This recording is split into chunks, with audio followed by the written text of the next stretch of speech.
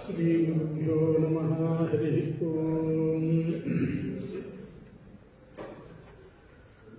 ವಂದೇ ವಂದ್ಯಂ ವಿಧಿಭವಮಹೇಂದ್ರಾದಿವೃಂದಾರಕೇಂದ್ರೈಃ ವ್ಯಕ್ತಂ ವ್ಯಾಪ್ತಂ ಸ್ವಗುಣಗಣತೋ ದೇಶತಃ ಕಾಲತಶ್ಚ ಭೂತಾವದ್ಯಂ ಸುಖಚಿತಿಮಯೈರ್ಮಂಗಲೈರ್ಯುಕ್ತಮಂಗೈಃ ಸಾನಾಥ್ಯನ್ನೋ ವಿದಧದಧಿಕಂ ಬ್ರಹ್ಮನಾರಾಯಣಾಖ್ಯಂ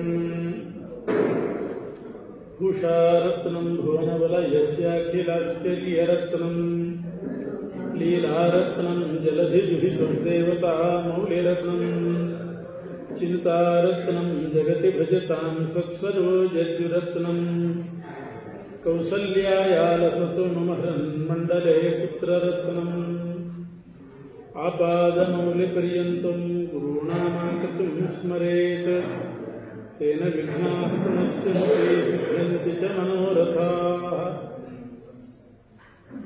ಯಸ್ಯ ಪ್ರಚಂಡತಪಸಾ ಶ್ರುತಿಗೀತವೃತ್ತಃ ತುಷ್ಟೋ ಹರಿಃ ಖಿಲವಶಂ ವದತಾಮವಾಪ ಶ್ರೀಮಧ್ವಸನ್ಮತಪಯೋನಿಧಿ ಪೂರ್ಣಚಂದ್ರಃ ಶ್ರೀವಿಷ್ಣುತೀರ್ಥಮುನಿರಾಣುಮುದಮಾತನೋತು.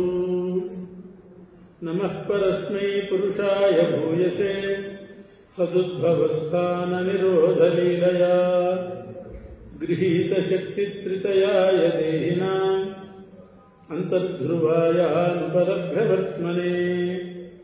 ಭೂಯೋ ನಮಃ ಸದ್ವೃಜಿನಚ್ಛಿದೆ ಸತಾಂ ಅಸಂಭವಾಯ ಅಖಿಲಸತ್ವಮೂರ್ತಯೇ. ಪುಂಸಾಂ ಪುನಃ ಪಾರಮಹಂಸ್ಯ ಆಶ್ರಮೇ ವ್ಯವಸ್ಥಿತಾನಾಮನುಮೃಗ್ಯದಾಶುಷೇ.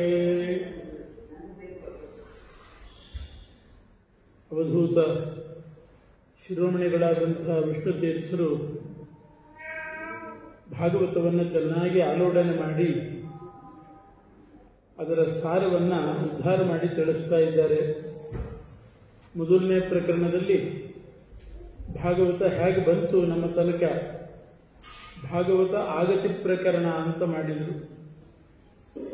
ಭಾಗವತದ ಪ್ರವರ್ತಕ ಋಷಿಗಳು ಯಾರ್ಯಾರ ಮೂಲಕ ಭಾಗವತ ಬಂತು ಅವ್ರನ್ನೆಲ್ಲ ಸ್ಮರಣೆ ಮಾಡಬೇಕು ಅಂತ ತಿಳಿಸಿದರು. ಅನಂತರ ಪರೀಕ್ಷಿತರಾಜನ ವೈರಾಗ್ಯ ಪ್ರಕರಣ ಹೇಳಿದ್ದಾರೆ. ಪರೀಕ್ಷಿತ್ ಮಹಾರಾಜನಿಗೆ ಶಾಪಗ್ರಸ್ತನಾದ ಪ್ರಯುಕ್ತ ವೈರಾಗ್ಯ ಬಂತು. ವೈರಾಗ್ಯದಿಂದ ಪರೀಕ್ಷಿತ ರಾಜ ರಾಜ್ಯವನ್ನು ಬಿಟ್ಟು ಗಂಗಾ ತೀರಕ್ಕೆ ಬಂದು ಕೂಡ್ತಾನೆ. ಆವಾಗ ದೈವವಶಾತ್ ಹಾಲಿಗೆ ಜೇನು ಬೆರೆತಂತೆ, ಹಾಲು ಜೇನು ಬೆರೆತಂತೆ ವಿರಕ್ತನಾದಂಥ ಪರೀಕ್ಷಿತ ರಾಜನ ಜೊತೆಗೆ ಅಲ್ಲಿ ಶುಕಾಚಾರ್ಯರ ಆಗಮನ ಆಯಿತು. ಆ ಶುಕಮುನಿಗಳು ಹೇಗೆ ಬಂದರು ಅವಧೂತರಾಗಿ ಎನ್ನುವುದನ್ನು ತಿಳಿಸಿದ್ದಾರೆ. ಬಂದಂಥ ಶುಕಾಚಾರ್ಯರಲ್ಲಿ ಪರೀಕ್ಷಿತ ರಾಜ ಎರಡು ಪ್ರಶ್ನೆ ಮಾಡ್ತಾನೆ. ಮರಣಕಾಲದಲ್ಲಿ ಮನುಷ್ಯ ಯಾವುದನ್ನು ಚಿಂತನೆ ಮಾಡಬೇಕು ಅಂತ ಒಂದು, ಮತ್ತು ಕೃಷ್ಣನ ಕಥೆ ಹೇಳ್ರಿ ಅಂತ ಇನ್ನೊಂದು ಪ್ರಾರ್ಥನೆ ಮಾಡಿದ. ಮೊದಲು ಶುಕಾಚಾರ್ಯರು ಭಗವಂತನ ಕಥಾಶ್ರವಣದ ಫಲವನ್ನು ಹೇಳಿದ್ದಾರೆ. ಹರಿಕಥಾಶ್ರವಣ ಮಾಡಿದರೆ ಮನಸ್ಸಿಗೆ ಸ್ನಾನ ಆಗ್ತದೆ, ಮನಸ್ಸು ಪವಿತ್ರ ಆಗ್ತದೆ, ಆಮೇಲೆ ಮನಸ್ಸಿಗೆ ಪ್ರಸನ್ನತೆ, ವೈರಾಗ್ಯ, ಜ್ಞಾನ, ಭಕ್ತಿ ಇವುಗಳು ಉಂಟಾಗ್ತದೆ ಅಂತ ಹೇಳಿ ಸಂಕ್ಷಿಪ್ತ ಶಾಸ್ತ್ರಾರ್ಥವನ್ನು ಹೇಳಿದ್ದಾರೆ. ಭಗವಂತನಲ್ಲಿ ಪಾದ ಇಟ್ಟರೆ, ಸದಾ ಅವನ ಸ್ಮರಣೆ, ಧ್ಯಾನ, ಚಿಂತನೆ ಮಾಡ್ತಾ ಇದ್ದರೆ ಕ್ಲೇಶಮಯವಾದ ಸಂಸಾರದಿಂದ ಬಿಡುಗಡೆ ಹೊಂದಬಹುದು. ಇದೇ ಸಂಕ್ಷಿಪ್ತವಾದ ಶಾಸ್ತ್ರಾರ್ಥ. ಅಸಂಗ ಆತ್ಮ ವ್ಯತಿರಿಕ್ತ ವಸ್ತುನಿ ದೃಢಾರತಿರ್ಬ್ರಹ್ಮಣಿ ನಿರ್ಗುಣೇಚಯ. ಸಮಸ್ತ ಶಾಸ್ತ್ರ ಮಥನ ಮಾಡಿದಾಗ ಸಿಗುವುದು ಎರಡು. ಒಂದು ಪರಮಾತ್ಮನಲ್ಲಿ ದೃಢವಾದ ಭಕ್ತಿ ಮತ್ತು ಜಗತ್ತಿನಲ್ಲಿ ವೈರಾಗ್ಯ ಅಂತ ಹೇಳಿ, ಆ ವೈರಾಗ್ಯ ಬರಬೇಕಾದ್ರೆ ಈ ಸಂಸಾರ ಅನ್ನೋದು ಹೇಯ, ಇದು ದೋಷಪೂರಿತ ಸಂಸಾರ, ಈ ಸುಖ ಕ್ಷುದ್ರ ಸುಖ ಅನ್ನೋದನ್ನು ಅನುಸಂಧಾನ ಮಾಡಬೇಕು. ಅದಕ್ಕಾಗಿ ಗರ್ಭವಾಸ ದುಃಖ, ಶೈಶವ ದುಃಖ, ವೃದ್ಧಾಪ್ಯದಲ್ಲಿ ಬರುವ ದುಃಖ ಇವುಗಳನ್ನೆಲ್ಲ ಹೇಳಿ ಈ ಸಂಸಾರದಲ್ಲಿ ವೈರಾಗ್ಯ ತಾಳಬೇಕು ಅಂತ ನಿರೂಪಣೆ ಮಾಡಿದ್ದಾರೆ. ಯಾರ್ಯಾರು ವಿರಕ್ತರಾದರೂ ವೈರಾಗ್ಯ ತಾಳಿದವರು ಯಾರಿದ್ದಾರೆ? ಹಿಂದಿನವರೆಲ್ಲ ನಮಗೆ ಮಾರ್ಗದರ್ಶಕರು, ಎಲ್ಲ ವೈರಾಗ್ಯ ತಾಳಿಯೇ ಮೋಕ್ಷಕ್ಕೆ ಹೋದವರು, ದೊಡ್ಡ ದೊಡ್ಡ ರಾಜರು. ಮುಚುಕುಂದ ಮಹಾರಾಜ ಅವನ ಮಾತುಗಳು, ಅವನು ಹೇಳ್ತಾನೆ, ದೇಹ ಅನ್ನೋದು ಯಾವ ದೇಹದ ಮೇಲೆ ನಾವು ವ್ಯಾಮೋಹ ಹೇಳ್ತೀವಿ, ವೈರಾಗ್ಯ ತಾಳೋದಿಲ್ಲ. ಆ ದೇಹ ಕೊನೆಗಾಗೋದೇನು? ಸುಟ್ಟರೆ ಬೂದಿ ಆಗ್ತದೆ, ಕೂತಿಟ್ರೆ ಕ್ರಿಮಿ ಆಗ್ತದೆ, ಹಾಗೇ ಇಟ್ಟರೆ ನರಿ ನಾಯಿ ತಿಂದು ಮಲವಾಗ್ತದೆ. ಹೀಗೆ ಈ ಶರೀರ ಅಂತನ್ನೋದು ಇಷ್ಟೇ ಇದರ ಪರಿಸ್ಥಿತಿ.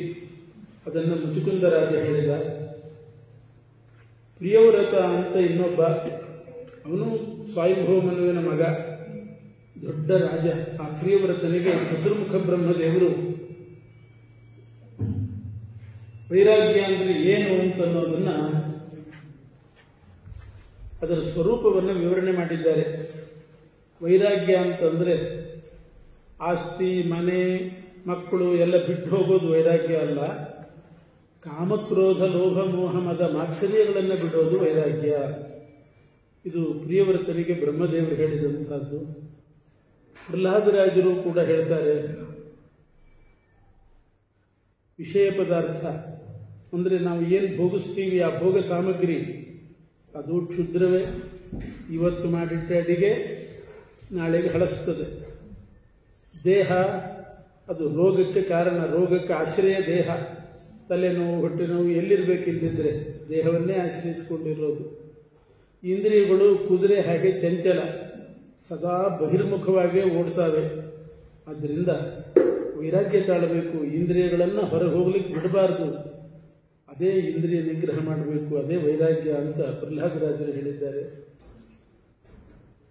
ಬಲಿಚಕ್ರವರ್ತಿಯು ಕೂಡ ಹೇಳಿದ,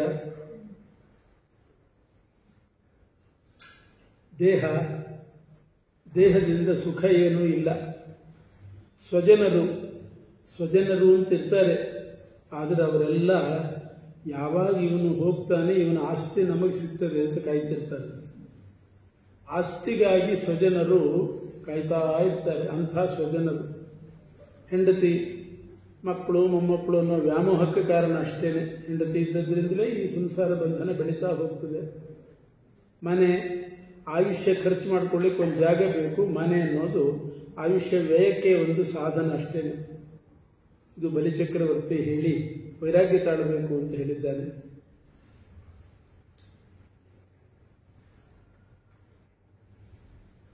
ಅಂಬರೀಷ ಇಡೀ ಭೂಮಂಡಲ, ಸಪ್ತದ್ವೀಪ ಸಹಿತ ಭೂಮಂಡಲದ ಅಧಿಪತಿಯಾಗಿದ್ದ ಅಂಬರೀಷ. ಆದರೆ ಒಂದು ವಿವೇಕ ಇತ್ತು, ಇದೆಲ್ಲವೂ ಕೂಡ ಕ್ಷಣಿಕ ಅನ್ನೋ ಜ್ಞಾನ ಇತ್ತು.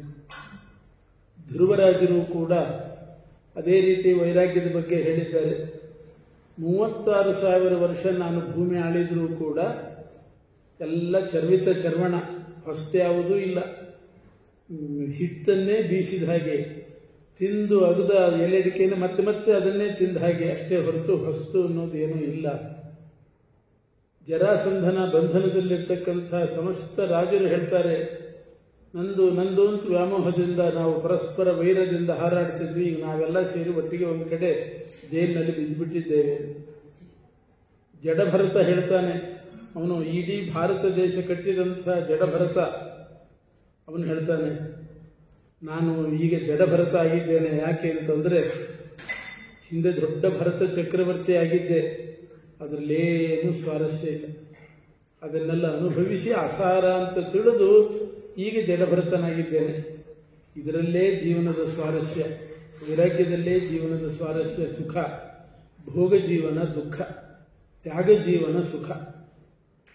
ಭೋಗ ಜೀವನ ಮಾಡಿದರೆ ಕ್ಷುದ್ರ ಸುಖ, ಅದಕ್ಕಿಂತ 16 ಪಟ್ಟು ಹೆಚ್ಚಿನ ಸುಖ ತ್ಯಾಗ ಜೀವನದಲ್ಲಿ ಬರ್ತದೆ. ಮನುಷ್ಯ ಕೈಯೆತ್ತಿ ತ್ಯಾಗ ಮಾಡಿದಾಗ ಏನು ಸುಖ ಅವನಿಗೆ, ಆ ಸುಖ ಭೋಗದಲ್ಲಿಲ್ಲ. ಇನ್ನೊಬ್ಬರನ್ನ ಉಪವಾಸ ಹಾಕಿ ಇನ್ನೊಬ್ಬರು ಹಸಿದಾಗ ಅವರಿಗೆ ಒಂದು ತುತ್ತು ಕೂಡ ಹಾಕದೇನೆ ನಾವೇ ಚೆನ್ನಾಗಿ ತಿಂದು ಹೊಟ್ಟೆ ಬೆಳೆಸಿದರೆ ಏನು ಸುಖ ಅದು. ಎಲ್ಲ ತಾಯಿಯಂದ್ರಿಗೆ ಗೊತ್ತು, ಬಂದವರಿಗೆಲ್ಲ ಚೆನ್ನಾಗಿ ಬಡಿಸ್ತಾಳೆ, ತಾನು ಹೊತ್ತಿದ್ದೋ ಏನೋ ಒಂಚೂರು ಉಳಿದಿರ್ತದೆ, ಕೊನೆಗೆ ಅದನ್ನು ತಿಂತಾಳೆ. ಅಥವಾ ಅದನ್ನು ಕೂಡ ಮಕ್ಕಳು ಬಂದರೆ ಅಂತ ಮಕ್ಕಳಿಗೋಸ್ಕರ ಇಟ್ಟು ಮಕ್ಕಳು ಬಂದಾಗ ಅದನ್ನು ಅವಳಿಗೆ ಕೊಡ್ತಾರೆ ಆ ಸಿಹಿಯನ್ನು. ಎಲ್ಲ ತಾನೇ ತಿಂದು ಮಗು ಬಂದು ಅಮ್ಮ ಏನಿದೆ ಅಂತ ಕೇಳಿದ್ರೆ ಇತ್ತು ನಾನೇ ತಿಂದ್ಬಿಟ್ಟೆ ಎರ್ಕೊಂಡ ಅಂತಂದ್ರೆ ಏನು ಸುಖ. ಅದರಿಂದ ತ್ಯಾಗದಲ್ಲೇ ಸುಖ, ಭೋಗದಲ್ಲಿಲ್ಲ ಅನ್ನೋದನ್ನು ಜಡಭರತರು ಕಂಡುಕೊಂಡಿದ್ದಾರೆ. ಪಿಂಗಲ ಅನ್ನುವಂಥ ಒಬ್ಬ ವೇಶ್ಯ ಸ್ತ್ರೀ ದಿನಾ ನಿದ್ದೆಗೆಟ್ಟು ಬಾಗಿಲಲ್ಲಿ ನಿಂತುಕೊಂಡು ಕಾಯಬೇಕು, ಯಾರು ಬರ್ತಾರೆ ಧನಿಕರು, ಯಾರು ಬರ್ತಾರೆ ಧನಿಕರು ಅಂತ. ಒಂದು ದಿವಸ ನಿಂತಿದ್ಲು, ಯಾರೂ ಬರಲಿಲ್ಲ. ಕಾಲು ಸೋತು ಹೋಯಿತು. ನಿಂತು ನಿರೀಕ್ಷೆ ಮಾಡಿ ಕೊನೆಗೊಂದು ಸುಖಪ್ರದನಾಗಿರ್ತಕ್ಕಂಥ ಪರಮಾತ್ಮ ನಮ್ಮ ಹೃದಯದಲ್ಲೇ ಹತ್ತಿರದಲ್ಲೇ ಒಳಗೇ ಇದ್ದಾಗ ನಾನು ಯಾರು ಧನಪ್ರದರಿದ್ದಾರೆ ಅಂತ ಬಾಗಿಲು ನಿಂತುಕೊಂಡು ಇನ್ನೊಬ್ಬರನ್ನು ಕಾಯ್ತಾ ಇದ್ದೇನೆ. ಒಳಗಿದ್ದಂಥ ಪರಮಾತ್ಮನನ್ನೇ ಆಶ್ರಯಿಸಿದರೆ ಎಷ್ಟು ಚೆನ್ನಾಗಿರ್ತಿತ್ತು ಅಂತ ಆಮೇಲೆ ಅವಳು ಆ ವೇಶ್ಯಾವೃತ್ತಿಯನ್ನು ಬಿಟ್ಟು ಭಗವಂತನ ಆರಾಧನೆ ಶುರು ಮಾಡಿದ್ಲು. ಅವಳಿಗೂ ವೈರಾಗ್ಯ ಬಂತು. ಅವಳೇ ಅಂತಾಳೆ, ಈ ದೇಹ ಅನ್ನೋದು ಏನಿದೆ ಇದರಲ್ಲಿ ಬರೀ ರಕ್ತ, ಮಾಂಸ, ಮಲಮೂತ್ರಗಳು, ಕೀವು ಎಲ್ಲ ಅಸಹ್ಯ ಪದಾರ್ಥಗಳೇ. ಒಂದು ಹೊರಗಡೆ ಕಾಣದೇ ಇದ್ದ ಹಾಗೆ ಆ ಬುದ್ಧಿವಂತನಾದ ಪರಮಾತ್ಮ ಹೊರಗಡೆ ಚರ್ಮ ಅನ್ನೋದನ್ನು ಹೊದಿಸಿದ್ದಾನೆ. ಒಂದು ವೇಳೆ ಈ ಚರ್ಮ ಅನ್ನೋ ಹೊದಿಕೆ ಇಲ್ಲದೇ ಇದ್ದಿದ್ರೆ, ಈ ದೇಹದಲ್ಲಿ ಒಳಗಿರೋದೆಲ್ಲ ಹೊರಗಡೆ ಕಾಣಿಸೋ ಹಾಗಿದ್ರೆ ಏನಾಗ್ತಿತ್ತು ನಮಗೆ? ಕೈಯಲ್ಲಿ ಕೋಲು ಹಿಡ್ಕೊಂಡು ನರಿ, ನಾಯಿ, ಕಾಗೆ, ಹದ್ದುಗಳನ್ನು ಓಡಿಸೋದೇ ಕೆಲಸ. ಯಾಕೆ? ಅವುಗಳ ಆಹಾರವೇ ಇರೋದು, ಅವುಗಳಿಗೆ ಯಾರಿಗೂ ಕಾಣಿಸಬಾರ್ದು ಅಂತ ಹೇಳಿ ಒಂದು ಚರ್ಮದ ಹೊದಿಕೆ ಹೊದಿಸಿ ಇಟ್ಟಿದ್ದಾನೆ ಅಷ್ಟೇ. ಇಲ್ಲದೆ ಇದ್ರೆ ಈ ದೇಹ ಇಂಥ ದೇಹಕ್ಕೋಸ್ಕರ ನಾವು ಇಡೀ ಆಯುಷ್ಯವನ್ನು ಖರ್ಚು ಮಾಡಬಾರ್ದು. ದೇಹದ ಒಳಗಿರ್ತಕ್ಕಂಥ ಆತ್ಮನ ಉದ್ಧಾರಕ್ಕೆ ಪ್ರಯತ್ನ ಮಾಡಬೇಕು. ಇದು ಆ ವೇಶ್ಯೆ ಅವಳು ಹೇಳ್ತಕ್ಕಂಥ ಮಾತು. ಆದ್ದರಿಂದ ಎರಡು ಬಿಡಬೇಕಂತ. ಕ ಅಂದರೆ ಕನಕ, ಕಾ ಅಂದರೆ ಕಾಂತ. ಕನಕ ಮತ್ತು ಕಾಂತ ಈ ಎರಡು ಕಕಾರಗಳನ್ನು ಬಿಟ್ಟರೆ ಮನುಷ್ಯ ಸುಖಿ. ಕನಕದ ವ್ಯಾಮೋಹ ಬಿಡಬೇಕು ಅಂದರೆ ಬಂಗಾರದ ವ್ಯಾಮೋಹ ಬಿಡಬೇಕು. ಕಾಂತ ಅಂತಂದರೆ ಕಾಂತೆಯ ವ್ಯಾಮೋಹವನ್ನು ಬಿಡಬೇಕು. ಆವಾಗಲೇ ಅವನು ಸುಖವನ್ನು ಪಡಿತಾನೆ. ಹೀಗೆ ಅನೇಕ ರಾಜರ ಕಥೆ ಇದೆಲ್ಲ ಯಾಕೆ ಹೇಳಿದ್ದೀವಿ ಅಂತ ವ್ಯಾಸರೇ ಹೇಳ್ತಾರೆ. ಅವರ ಜೀವನ ಸುಮ್ಮನೆ ಕಥೆ ಕೇಳಲಿಕ್ಕಿರೋದಲ್ಲ, ಕೊನೆಗೆ ಅವರು ಯಾವ ರೀತಿ ವೈರಾಗ್ಯ ಮಾರ್ಗಕ್ಕೆ ಬಂದರು, ವೈರಾಗ್ಯ ಜೀವನಕ್ಕೇ ಬಂದರು ಹೊರತು ಭೋಗ ಜೀವನದಲ್ಲೇ ಕೊನೆ ತನಕ ಸಾಗಲಿಲ್ಲ. ಅವರು ಮೊದಲು ಭೋಗ ಜೀವನದಲ್ಲಿದ್ದರು, ಅದು ಕ್ಷುದ್ರ ಅಂತ ತಿಳ್ಕೊಂಡು ಕೊನೆಗೂ ವೈರಾಗ್ಯ ಜೀವನಕ್ಕೆ, ತ್ಯಾಗ ಜೀವನಕ್ಕೆ ಬಂದಂಥ ರಾಜರುಗಳು. ಇವರದ್ದೆಲ್ಲ ಕಥೆ ಭಾಗವತದಲ್ಲಿ ಹೇಳಿದ್ದಾರೆ.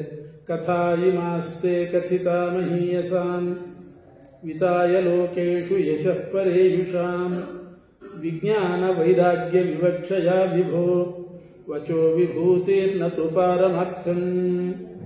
ಈ ರಾಜರ ಕಥೆ ಹೇಳಬೇಕು, ಕಥಾ ಕಾಲಕ್ಷೇಪ ಅನ್ನೋದೇ ನಮ್ಮ ಉದ್ದೇಶ ಅಲ್ಲ. ಅವರು ಎಂಥ ಜ್ಞಾನ ಸಂಪಾದನೆ ಮಾಡಿದರು, ಎಂಥ ವೈರಾಗ್ಯ ತಾಳಿದ್ರು ಅಂತ ಆ ಕಡೆ ಗಮನ ಕೊಡ್ರಿ ಕಥೆ ಕೇಳುವಾಗ ಅಂತಾರೆ ವ್ಯಾಸರು. ಇಷ್ಟು ವೈರಾಗ್ಯ ತಾಳಿದವನಿಗೆ ಮುಂದೇನಾಗಬೇಕು? ವೈರಾಗ್ಯ ಏನೋ ಬಂತು, ಅದಕ್ಕೆ ಸರಿಯಾಗಿ ಮಹಾತ್ಮರ ಸಮಾಗಮ ಆಗಬೇಕು. ವೈರಾಗ್ಯ ಬಂದು ಮಹಾತ್ಮರ ಸಮಾಗಮ ಆಗದೆ ಹೋದರೆ ಇನ್ನೆಲ್ಲೋ ದಾರಿ ಹಿಡಿತಾನೆ. ಇವತ್ತು ಬೇಕಾದಷ್ಟು ಜನ ವೈರಾಗ್ಯ ತಾಳಿದವರು ಇದ್ದಾರೆ. ಆದರೆ ಯಾರ್ಯಾರ್ದೋ ಪಾದ ಹಿಡ್ಕೊಂಡು ಅಧ್ಯಾತ್ಮ ಮಾರ್ಗ ಅಂತ ಹೋಗ್ತಾ ಇದ್ದಾರೆ, ತಪ್ಪು ದಾರಿ ಹಿಡಿದ್ಬಿಟ್ಟು. ಬೇಕಾದಷ್ಟು ಜನ ಇದ್ದಾರೆ ಇವತ್ತು.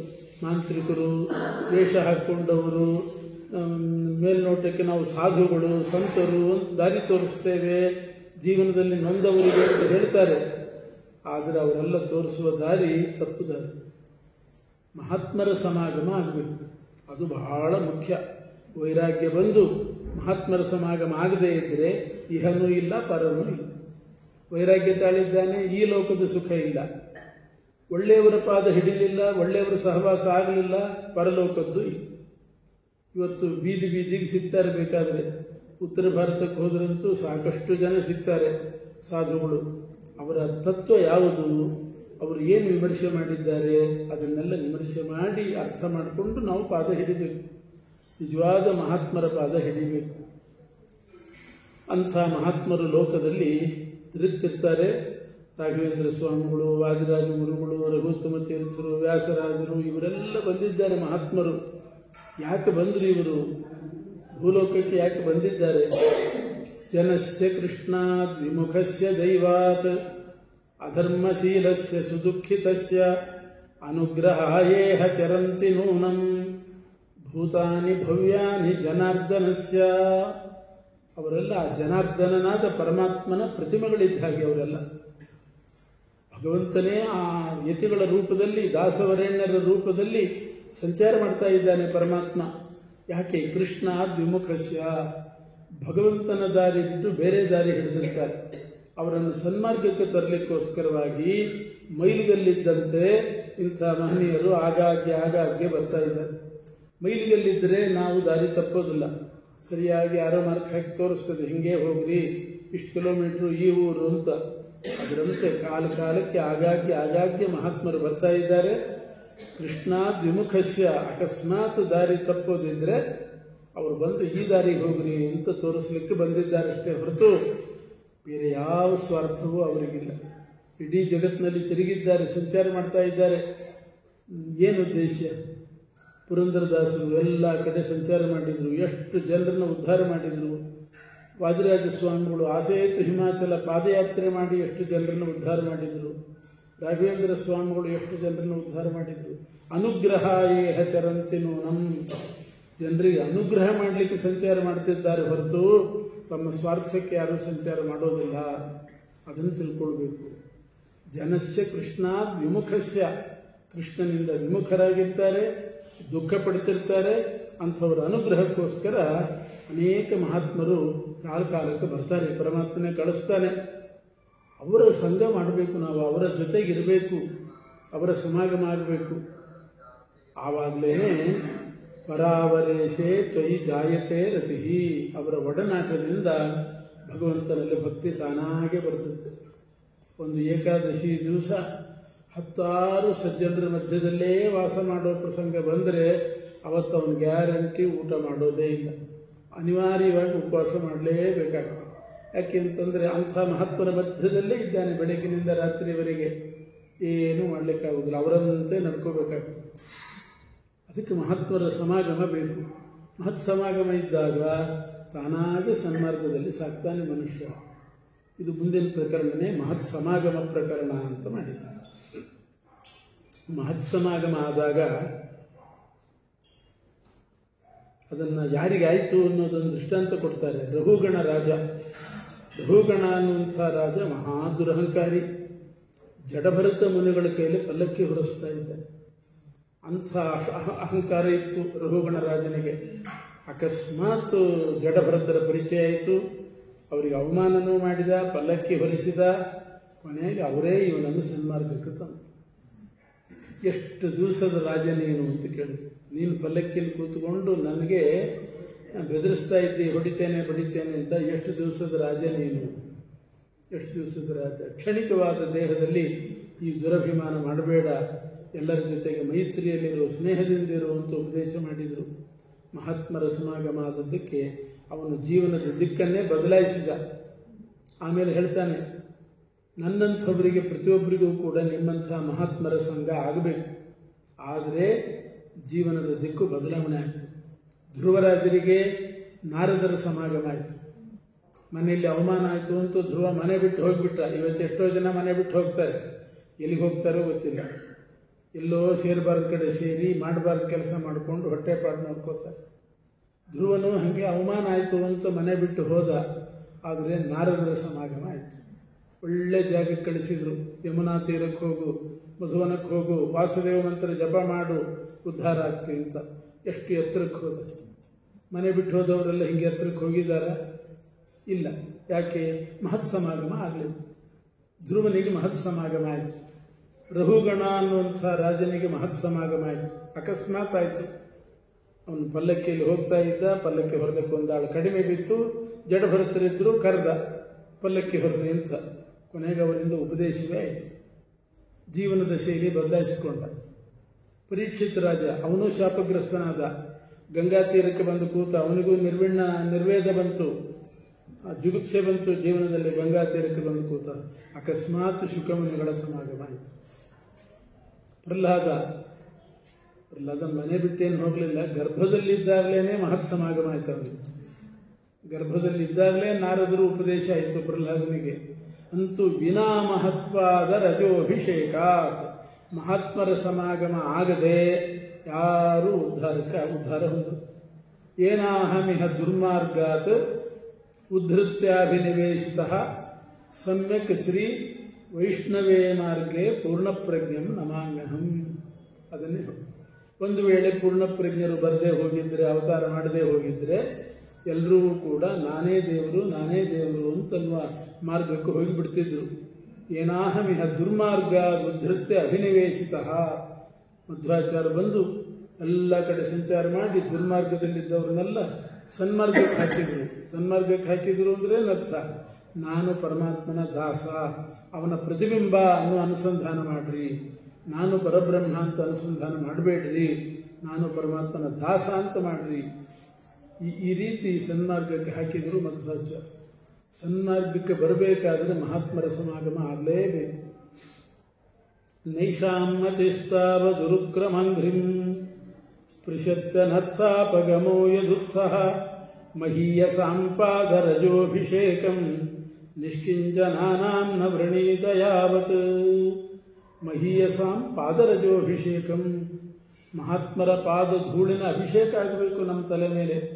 ಆವಾಗಲೇ ನಮ್ಮ ತಲೆ ಪರಮಾತ್ಮನ ಪಾದಕ್ಕೆ ಬಗ್ಗುತ್ತದೆ. ಇಲ್ಲದಿದ್ದರೆ ಬಗ್ಗೋದೇ ಇಲ್ಲ. ನಾನೇ ದೇವರು ಅಂತ ಕೂತ್ಬಿಡ್ತದೆ. ನಮ್ಮ ತಲೆ ಭಗವಂತನ ಪಾದಕ್ಕೆ ಬಗ್ಗಬೇಕಾದ್ರೆ ಮಹಾತ್ಮರ ಪಾದ ಧೂಳು ನಮ್ಮ ತಲೆ ಮೇಲೆ ಬೀಳಬೇಕು. ಬಿದ್ದರೆ ಮಾತ್ರ ತಲೆ ಬಗ್ಗುತ್ತದೆ. ಇದು ಮಹತ್ ಸಮಾಗಮದ ವೈಶಿಷ್ಟ್ಯ ಹೇಳಿದ್ದಾರೆ. ಇಂಥ ಮಹತ್ ಸಮಾಗಮ ಈಗಂತೂ, ಈ ಕಾಲಕ್ಕಂತೂ, ಈಗಿನ ಹೊಸ ಪೀಳಿಗೆಗೆ ಬಹಳ ಅಗತ್ಯವಾಗಿದೆ. ಅಪರೂಪ ಮಹತ್ ಸಮಾಗಮ ಆಗೋದು ಅಪರೂಪ. ಬೆಳಗ್ಗೆಯಿಂದ ರಾತ್ರಿವರೆಗೂ ಯಾರ್ಯಾರ್ದೋ ಸಹವಾಸದಲ್ಲಿರ್ತಾರೆ. ಮಹಾತ್ಮರ ಸಮಾಗಮ ಬಹಳ ಕಡಿಮೆ. ಅದು ಆಗಬೇಕು, ಮಹಾತ್ಮರ ಸಮಾಗಮ ಆಗಬೇಕು. ಮಹತ್ ಸಮಾಗಮ ಆದಾಗ ಬಹಳ ಎಚ್ಚರಿಕೆಯಿಂದ ಇರಬೇಕು. ಅತಿ ಪರಿಚಯ ಅವಜ್ಞ ಅಂತ ಅವರ ಸಮಾಗಮ ಆಗಿರ್ತದೆ. ಅವರನ್ನೇ ನಾವು ತಿರಸ್ಕಾರ ಮಾಡಿಬಿಟ್ರೆ ಇನ್ನೂ ಅನರ್ಥ. ನೋಡಿ, ಉದಾಹರಣೆಗೆ ದಕ್ಷ ಪ್ರಜಾಪತಿ, ಅದನ್ನೇ ಕೊಡ್ತಾ ಇದ್ದಾರೆ ವಿಷ್ಣು ತೀರ್ಥರು. ದಕ್ಷ ಪ್ರಜಾಪತಿ ಇದ್ದ. ಎಂಥ ಮಹಾತ್ಮರ ಸಮಾಗಮ ಆಯಿತು ದಕ್ಷ ಪ್ರಜಾಪತಿ. ಯಾರು ಮಹಾತ್ಮರ ರುದ್ರದೇವರಂಥ ಮಹಾತ್ಮರ ಸಮಾಗಮ ಆಯಿತು. ಬರೇ ಸಮಾಗಮ ಅಲ್ಲ, ಬಾಂಧವ್ಯನೇ ಬೆಳೀತು. ರುದ್ರದೇವರು ಅಳಿಯಾದರು ದಕ್ಷ ಪ್ರಜಾಪತಿಗೆ. ಎಂಥ ಭಾಗ್ಯ! ಇಂಥ ಭಾಗ್ಯ, ಇಷ್ಟು ದೊಡ್ಡ ಮಹತ್ ಸಮಾಗಮ ಆದರೂ ದಕ್ಷ ಪ್ರಜಾಪತಿ ಅದರ ಲಾಭ ಪಡೀಲಿಲ್ಲ. ಆ ದುರಹಂಕಾರದಿಂದ ದಕ್ಷ ಪ್ರಜಾಪತಿ ನನ್ನ ಅಳಿಯ ನನಗೆ ನಮಸ್ಕಾರ ಮಾಡಲಿಲ್ಲ ಅಂತ ಅವರ ಮೇಲೆ ದೋಷಾರೋಪಣೆ ಮಾಡಿ ಅವಾಚ್ಯ ಶಬ್ದಗಳಿಂದ ಅವರನ್ನು ನಿಂದೆನೇ ಮಾಡಿ, ಅವರ ಸೇವೆಯಲ್ಲಿ ನಿಂದೆ ಮಾಡಿ. ಅದರಿಂದ ಮಹತ್ ಸಮಾಗಮ ಆದಾಗ ಮಹಾತ್ಮರ ಸೇವೆ ಮಾಡಿಬಿಡಬೇಕು. ಎಷ್ಟು ದಿವಸ ಆಗುತ್ತೋ ಅಷ್ಟು ದಿವಸದಲ್ಲಿ ನಾವು ಮಹತ್ ಸೇವಾ ಮಾಡಬೇಕು. ಆವಾಗಲೇ ಅವರ ಅನುಗ್ರಹ ಆಗುವುದು. ಮಹತ್ ಸೇವಾಂ ದ್ವಾರಮಾಹುರ್ ವಿಮುಕ್ತೇ. ಈ ಸಂಸಾರದಲ್ಲಿ, ಈ ಪ್ರಪಂಚದಲ್ಲೇ ಮೋಕ್ಷದ ದ್ವಾರ, ನರಕದ ದ್ವಾರ ಎರಡೂ ಇದೆಯಂತೆ.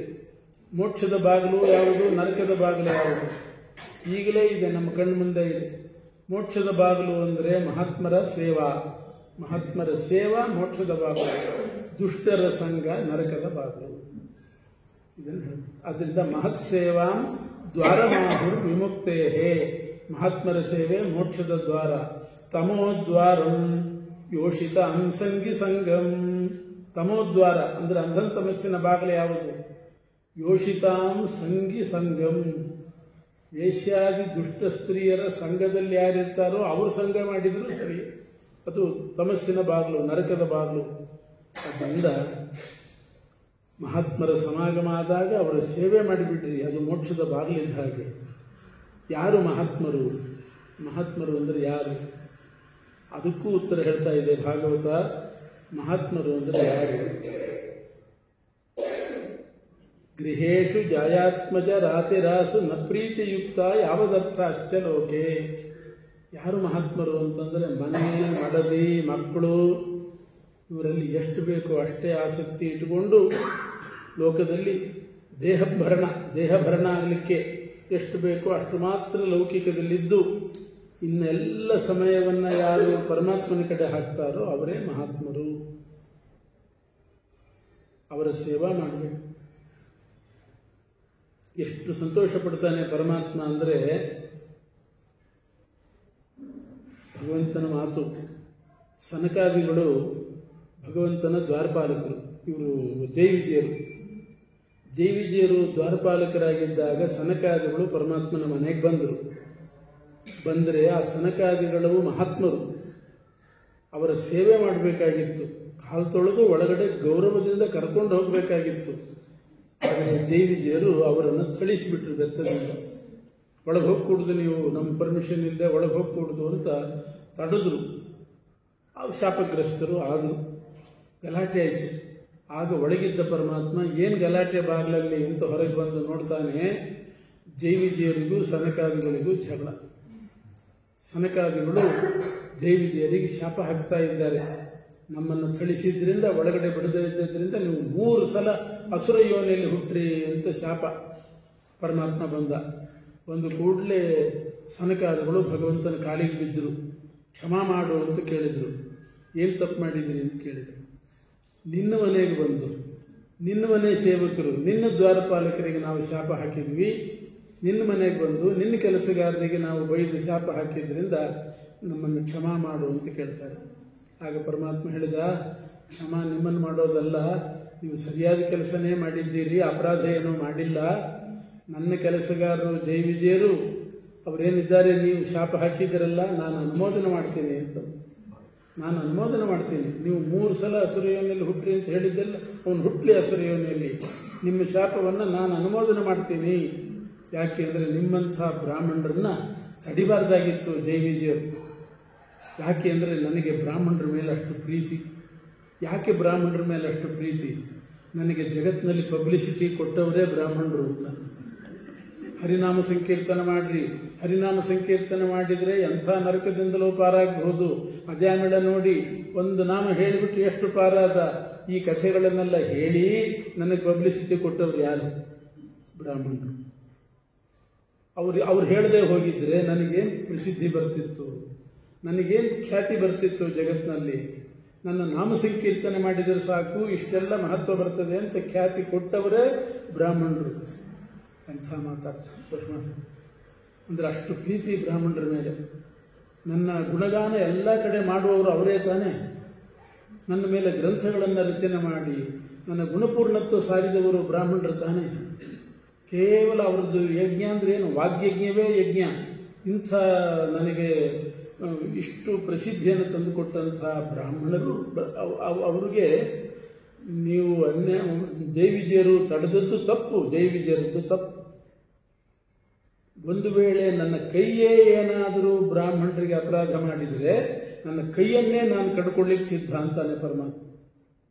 ನನ್ನ ಕೈ ಏನಾದರೂ ಬ್ರಾಹ್ಮಣರ ಮೇಲೆ ಎತ್ತಿದರೆ ಅಥವಾ ಏನಾದರೂ ಅಪರಾಧ ಮಾಡಿದರೆ ನನ್ನ ಕೈಯೇ ಕಡ್ಕೋತೀನಿ.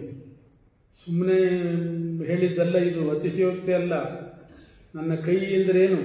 ಕ್ಷತ್ರಿಯ ಜಾತಿ, ಭಗವಂತನ ಕೈ ಇದ್ದ ಹಾಗೆ. ಬ್ರಾಹ್ಮಣರು ಪರಮಾತ್ಮನ ಬಾಯಿ. ಬ್ರಾಹ್ಮಣೋಸ್ಯ ಮುಖಮಾಸೀತ್ ಬಾಹುರಾಜನ್ಯ ಕೃತಃ ಊರು ತದಸ್ಯ ಯದ್ವೈಶ್ಯ ಪದ್ಭ್ಯಾಂ ಶೂದ್ರೋ ಅಜಾಯತ. ಬಾಯಿ ಬ್ರಾಹ್ಮಣ ಜಾತಿ ಪರಮಾತ್ಮನ ಬಾಯಿ ಇದ್ದ ಹಾಗೆ.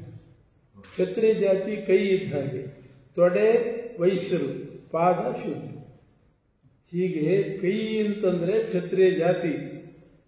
ಅದು ಬ್ರಾಹ್ಮಣರಿಗೆ ವಿರೋಧ ಮಾಡಿದಾಗ ನನ್ನ ಕೈಯನ್ನೇ ಕಡ್ಕೋತೇನೆ ಅಂತಂದರೆ ಪರಶುರಾಮಾವತಾರದಲ್ಲಿ ಕ್ಷತ್ರಿಯರನ್ನೇ ಕೊಡ್ಲಿಯಿಂದ ಕಡ್ದು ಹಾಕಿದ್ದೀನಿ. ಇದು ಹೇಳ್ತಾನೆ ಪರಮಾತ್ಮ. ಕ್ಷತ್ರಿಯ ಜಾತಿಯನ್ನು ಕಡ್ದು ಹಾಕಲಿಲ್ವ ಕೊಡ್ಲಿಯಿಂದ ಪರಶುರಾಮ ದೇವರು? ಯಾಕೆ? ಆ ಜಮದಗ್ನಿ ಎನ್ನುವಂಥ ಬ್ರಾಹ್ಮಣರಿಗೆ ಆಗ ಕ್ಷತ್ರಿಯರು ವಿರೋಧ ಮಾಡಿದರು. ಜಮದಗ್ನಿಗಳ ಹಸು ಕದ್ದರು, ಅವರನ್ನು ಹೊಡೆದು ಹಿಂಸೆ ಮಾಡಿದರು. ಅದಕ್ಕೆ ಪರಶುರಾಮ ದೇವರು ಕೊಡ್ಲಿ ಹಿಡ್ಕೊಂಡು 21 ಸಲ ಭೂಮಿಯಲ್ಲಿ ತಿರುಗಿ ಯಾವ್ಯಾವ ಕ್ಷತ್ರಿಯರು ಬ್ರಾಹ್ಮಣ ವಿರೋಧಿಗಳಿದ್ದಾರೆ ಅಂತ ಕಂಡು ಹಿಡಿದು ಅವರನ್ನು ತುಂಡು ಮಾಡಿ ಹಾಕಿದ್ರು. ತನ್ನ ಕೈಯನ್ನೇ ತುಂಡು ಮಾಡಿದ ಹಾಗಾಯಿತು. ಕ್ಷತ್ರಿಯ ಜಾತಿ ಅಂದರೆ ಬೇರೆಲ್ಲ, ತನ್ನ ಕೈ ಬೇರೆ, ಕೈಯಿಂದ ಕ್ಷತ್ರಿಯ ಜಾತಿ ಹುಟ್ಟಿದ್ದು. ಬ್ರಾಹ್ಮಣರು ಒಂದೊಂದು ತುತ್ತು ಬಾಯಲ್ಲಿ ಇಟ್ಕೊಂಡ್ರೆ, ಊಟ ಮಾಡುವಾಗ ಒಂದೊಂದು ತುತ್ತು ಬಾಯಲ್ಲಿ ಇಟ್ಕೋತಾರಲ್ಲ, ಎಷ್ಟು ಪ್ರೀತಿ ಆಗ್ತದೆ ಗೊತ್ತೇ ನನಗೆ. ಅವರ ಒಳಗಿದ್ದು ಪ್ರೀತಿ ಪಡುವವನು ನಾನು, ಬಾಯಲ್ಲಿ ತುತ್ತಿಟ್ಟುಕೊಳ್ಳುವವರು ಅವರು, ಪ್ರೀತಿ ಪಡುವವನು ನಾನು. ಅಶ್ನಾತ್ಯನಂತ ಖಲು ತತ್ವಕೋವಿದೈಹಿ ಶ್ರದ್ಧಾಹುತಂ ಯನ್ಮುಖ ಯುಜ್ಯ ನಾಮಭಿಃ ನವೈ ತಥಾ ಚೇತನಯ ಬಹಿಷ್ಕೃತೆ ಹುತಾಶನೆ ಪಾರಮಹಂಸ್ಯವರ್ಯಗುಹು. ಬ್ರಾಹ್ಮಣರು ಬಾಯಿಯಲ್ಲಿ ಒಂದೊಂದು ತುತ್ತಿಟ್ಟುಕೊಳ್ಳುವಾಗ ಆ ಯಜ್ಞ, ಅದೇ ವೈಶ್ವಾನರ ಯಜ್ಞ, ಆ ಯಜ್ಞದಿಂದ ನಾನು ಎಷ್ಟು ತೃಪ್ತಿ ಪಡ್ತೇನೋ, ಆ ಬೆಂಕಿಯಲ್ಲಿ ತುಪ್ಪ ಸುರಿದ್ರು ಅಷ್ಟು ತೃಪ್ತಿ ಆಗೋದಿಲ್ಲ ಅಂತ ಅನ್ಕೊಳ್ಳಿ. ಬೆಂಕಿಯಲ್ಲಿ ತುಪ್ಪ ಸುರಿಬೇಕು, ಹಾಕಬೇಕು, ಅದು ಯಜ್ಞ ತೃಪ್ತಿನೇ. ಆದರೆ ಅದಕ್ಕಿಂತ ಹೆಚ್ಚು ತೃಪ್ತಿ ಆಗೋದು ನನಗೆ ಬ್ರಾಹ್ಮಣರು ಬಾಯಿಯಲ್ಲಿ ತುತ್ತಿಟ್ಟುಕೊಂಡು ಊಟ ಮಾಡಿದ್ದಾರೆ. ಅದಕ್ಕೆ ಯಾವುದೇ ಯಜ್ಞ ಮಾಡಿದರೂ ಬ್ರಾಹ್ಮಣ ಸಂತರ್ಪಣೆ ಅಂತ ಜೊತೆಗೆ ಮಾಡೇ ಮಾಡ್ತಾರೆ. ಇದು ಬ್ರಾಹ್ಮಣರು ಬಾಯಿ ಊಟ ಮಾಡುವಾಗ ಆಗುವಷ್ಟು ತೃಪ್ತಿ ಯಜ್ಞದಲ್ಲಿ ಆಹುತಿ ಕೊಟ್ಟರು ನನಗಾಗೋದಿಲ್ಲ. ಇಷ್ಟು ಬ್ರಾಹ್ಮಣರ ಮೇಲೆ ಪ್ರೀತಿ ಗೌರವ ನಾನು ಇಟ್ಟಿದ್ದೀನಿ. ಅಂತಹ ಬ್ರಾಹ್ಮಣರು ಸನಕಾದಿಗಳು, ಅವರು ಬಂದಾಗ ನೀವು ಅವರನ್ನು ಒಳಗೆ ಬಿಡದೇನೆ ಅವರಿಗೇನು ತಿಳಿಸಿದ್ದೀರಿ, ಅದರಿಂದ ಅವರು ಕೊಟ್ಟ ಶಾಪ ಅನುಭವಿಸಿರಿ ನೀವು ಅಂತಾನೆ ಪರಮಾತ್ಮ. ಅದರಿಂದ ಮಹಾತ್ಮರ ಸೇವೆ, ವಿಶೇಷವಾಗಿ ಬ್ರಾಹ್ಮಣರ ಸೇವೆ ಯಾಕೆ ಮಾಡಬೇಕು ಅಂತನ್ನೋದನ್ನು ಭಗವಂತ ಹೇಳ್ತಾನೆ. ಯದ್ಬ್ರಹ್ಮ ನಿತ್ಯಂ ವಿರಜಂ ಸನಾತನಂ ಶ್ರದ್ಧಾ ತಪೋ ಮಂಗಲ ಮೌನ ಸಂಯಮೈ ಸಮಾಧಿನ ಬಿಭ್ರತಿ ಹರ್ಚ ಸಿದ್ಧಯೇ ಯತ್ರೇದ ಮಾದರ್ಶೈವಾವಭಾಸತೆ. ಯಾರಾದರೂ ಬ್ರಾಹ್ಮಣರಿಗೆ ಸತ್ಕಾರ ಮಾಡಿಬಿಟ್ರೆ ನನ್ನನ್ನು ಖರೀದಿ ಮಾಡಿಟ್ಕೊಂಡ ಹಾಗೆ, ನನ್ನನ್ನು ಪರ್ಚೇಸ್ ಮಾಡಿ ತಮ್ಮ ಮನೇಲಿ ಇಟ್ಕೊಂಡ ಹಾಗೆ ಬ್ರಾಹ್ಮಣರಿಗೆ ಸತ್ಕಾರ ಮಾಡಿದರೆ ಸಾಕು. ಅಷ್ಟು ಗೌರವ ನಾನು ಬ್ರಾಹ್ಮಣರ ಮೇಲೆ ಇಟ್ಟಿದ್ದೀನಿ. ಯತ್ರೇದ ಆದರ್ಶ ಇವಾವ ಭಾಸತೆ. ಆ ಬ್ರಾಹ್ಮಣದಲ್ಲೇ ಪರಮಾತ್ಮ ವಿಶೇಷ ಸನ್ನಿಧಾನ ಇಟ್ಟಿರೋದು. ಕನ್ನಡಿಯಲ್ಲಿ ಪ್ರತಿಬಿಂಬ ಮೂಡೋ ಹಾಗೆ ಬ್ರಾಹ್ಮಣರಲ್ಲಿ ನನ್ನ ವಿಶೇಷ ಸನ್ನಿಧಾನ ಇರ್ತದೆ. ಅಂಥ ಬ್ರಾಹ್ಮಣರನ್ನು ಸತ್ಕಾರ ಮಾಡಿದರೆ ಅವರು ಹೇಗೇ ಇರಲಿ, ಬ್ರಾಹ್ಮಣರು ಅವ್ರು ಹೇಗೇ ಇರಲಿ, ನನಗೆ ತಪ್ಪೇ ಮಾಡಲಿ, ನನಗೇ ಅಪರಾಧ ಮಾಡಿದರೂ ನಾನು ಅವರನ್ನು ಗೌರವಿಸ್ತೇನೆ, ನಾನು ಅವರನ್ನು ಗೌರವಿಸ್ತೇನೆ ಅಂತ. ಭೃಗು ಋಷಿಗಳು ಮಾಡಲಿಲ್ವೇ? ಭೃಗು ಋಷಿಗಳೇನು ಮಾಡಿದರು? ಪರಮಾತ್ಮನ ಎದೆಗೆ ಒದ್ರು. 3 ದೇವತೆಗಳನ್ನು ಪರೀಕ್ಷೆ ಮಾಡ್ತೇನೆ ಅಂತ ಬಂದವರು ಕೈಲಾಸಕ್ಕೆ ಹೋದರು, ಬ್ರಹ್ಮಲೋಕಕ್ಕೆ ಹೋದರು, ಆಮೇಲೆ ವಿಷ್ಣು ಲೋಕಕ್ಕೆ ಬಂದು ಪರೀಕ್ಷೆ ಮಾಡಿದ್ದು ಹೇಗೆ? ಆ ವಿಷ್ಣು ಲಕ್ಷ್ಮೀ ಜೊತೆಗೆ ಮಲಗಿರುವಾಗ ಎದೆಗೆ ಒದ್ರು ಭೃಗು ಋಷಿಗಳು. ಪರಮಾತ್ಮ ಎಚ್ಚರಿಕೆ ಮಾಡಿಕೊಂಡು ತಾನು ಲಕ್ಷ್ಮೀದೇವಿಯ ಕೈಯಿಂದ ಬಿಸಿ ನೀರು ತರಿಸಿ ಆ ಬಿಸಿ ನೀರಿನಿಂದ ಭೃಗು ಋಷಿಗಳ ಪಾದ ತೊಳೆದು. ಇದರಿಂದ ಲಕ್ಷ್ಮೀದೇವಿಗೆ ಸಿಟ್ಟು ಬಂತಂತೆ. ಏನ್ರಿ ಇದು, ನನಗೊದ್ದವ್ರಿಗೆ ಪಾದ ತೊಳಿತೀರಲ್ಲ ನೀವು ಅಂತ. ವಾಪಸ್ ಒದಿಯೋದ್ಬಿಟ್ಟು ಪಾದ ತೊಳೆಯೋದಾ? ಅದರಿಂದ ನಿಮ್ಮ ಜೊತೆಗೆ ಇರೋದಿಲ್ಲ ಅಂತ ಕೊಲ್ಲಾಪುರಕ್ಕೆ ಹೋದಂತೆ. ಇರಲಿ ಅಂತೂ ಬ್ರಾಹ್ಮಣರು ಒದ್ರೂ ಕೂಡ ಪರಮಾತ್ಮ ಪಾದ ತೊಳೆದಿದ್ದಾನೆ. ನನಗೆ ಒದ್ರೂ ನಾನು ಪಾದ ತೊಳೆದಿದ್ದೇನೆ ಅಂತ. ಹಾಗಾಗಿ ಸಾಲಿಗ್ರಾಮ ಇದ್ದಾನೆ. ಮುಂದಕ್ಕಿರಬೇಕು ಅಂತ ಏನಿಲ್ಲ. ಸಾಲಿಗ್ರಾಮ ಭೂಗೋಲಿ ಆಗ್ತದೆ ಆವಾಗ. ಹೆಂಗಿದ್ರು ಸಾಲಿಗ್ರಾಮ ಪೂಜ್ಯ ಹೌದವರು. ಹಾಗೆ ಬ್ರಾಹ್ಮಣರು ಹೇಗಿದ್ರು ಕೂಡ ಅವರು ಪೂಜ್ಯರೇ. ಯೇ ಬ್ರಾಹ್ಮಣಾನ್ ಮಯಿ ಧಿಯಾ ಕ್ಷಿಪತೋರ್ಚಯಂತಿ ತುಷ್ಯಧೃದ ಸ್ಮಿತ ಸುಧೋಕ್ಷಿತ ಪದ್ಮವಕ್ತ್ರಾಃ ವಾಣ್ಯಾನುರಾಗ ಕಲಯಾತ್ಮಜವದ್ಗೃಣಂತಹ ಸಂಬೋಧಯಂತ್ಯಃ ನಿವಾಹಂ ಉಪಾಕೃತಸ್ಥೈಹಿ. ನಾರದರು ಒಂದ್ಸಲ ಕೃಷ್ಣನ ಮನೆಗೆ ದ್ವಾರಕೆಗೆ ನಾರದರು ಬಂದರಂತೆ. ನಾರದರು ಬಂದ ಕೂಡಲೇ ಕೃಷ್ಣ ಸಂಭ್ರಮದಿಂದ ಬಿಸಿ ನೀರು ತರಿಸಿ ಕೃಷ್ಣನನ್ನು ಕೂಡಿಸಿ, ಇದು ಕೃಷ್ಣ ನಾರದರು ಬಂದಾಗ ಪಾದ ತೊಳೆದಂತೆ. ನಾರದರು ಎಲ್ಲಿ, ಕೃಷ್ಣ ಎಲ್ಲಿ? ದ್ವಾರಕೆಗೆ ಬಂದಿದ್ದಾರೆ, ನಮ್ಮೂರಿಗೆ ಬಂದಿದ್ದಾರೆ ನಾರದರು, ನಮ್ಮ ಮನೆಗೆ ಬಂದಿದ್ದಾರೆ ಅಂತ ಕೃಷ್ಣ ಪಾದ ತೊಳೆದ. ಆಗ ರೋಮಾಂಚ ಆಗಿ ನಾರದರು ಹೇಳ್ತಾರೆ, ಬ್ರಹ್ಮಣ್ಯ ದೇವ ಅಂತ ನಿನಗೆ ಬಿರುದಿದೆ, ಸಾರ್ಥಕ ಆಯ್ತದಂತ. ನಮೋ ಬ್ರಹ್ಮಣ್ಯ ದೇವಾಯ ಗೋಬ್ರಾಹ್ಮಣ ಹಿತಾಯ ಚ ಜಗದ್ಧಿತಾಯ ಕೃಷ್ಣಾಯ ಗೋವಿಂದಾಯ ನಮೋ ನಮಃ. ಬ್ರಹ್ಮಣ್ಯ ದೇವ ಅನ್ನೋದೊಂದು ಬಿರುದಂತೆ. ಬ್ರಹ್ಮಣ್ಯ ಅಂದರೆ ಬ್ರಾಹ್ಮಣ ಜಾತಿಯವರು ಅಂತ. ಅವರಿಗೆ ದೇವ ಅಂದರೆ ಅತ್ಯಂತ ಪ್ರೀತಿ ಅವರ ಮೇಲೆ. ಆದ್ದರಿಂದ ಬ್ರಹ್ಮಣ್ಯ ದೇವ ಅಂತ ಹೆಸರು. ಅದು ಸಾರ್ಥಕ ಆಯಿತು. ಯಾಕೆಂದರೆ ನಾನೆಲ್ಲಿ, ನೀನೆಲ್ಲಿ, ಜಗತ್ಪ್ರಭು ಅಂಥ ನೀನು ಸಾಧಾರಣ ಒಬ್ಬ ಬ್ರಾಹ್ಮಣನಾಗಿ ನಿನ್ನ ಮನೆಗೆ ಬಂದರೆ ನನ್ನ ಪಾದ ತೊಳೆಯೋದಂತ ಎಲ್ಲಿಯಾದರೂ ಕೃಷ್ಣ ಪಾದ ತೊಳೆ.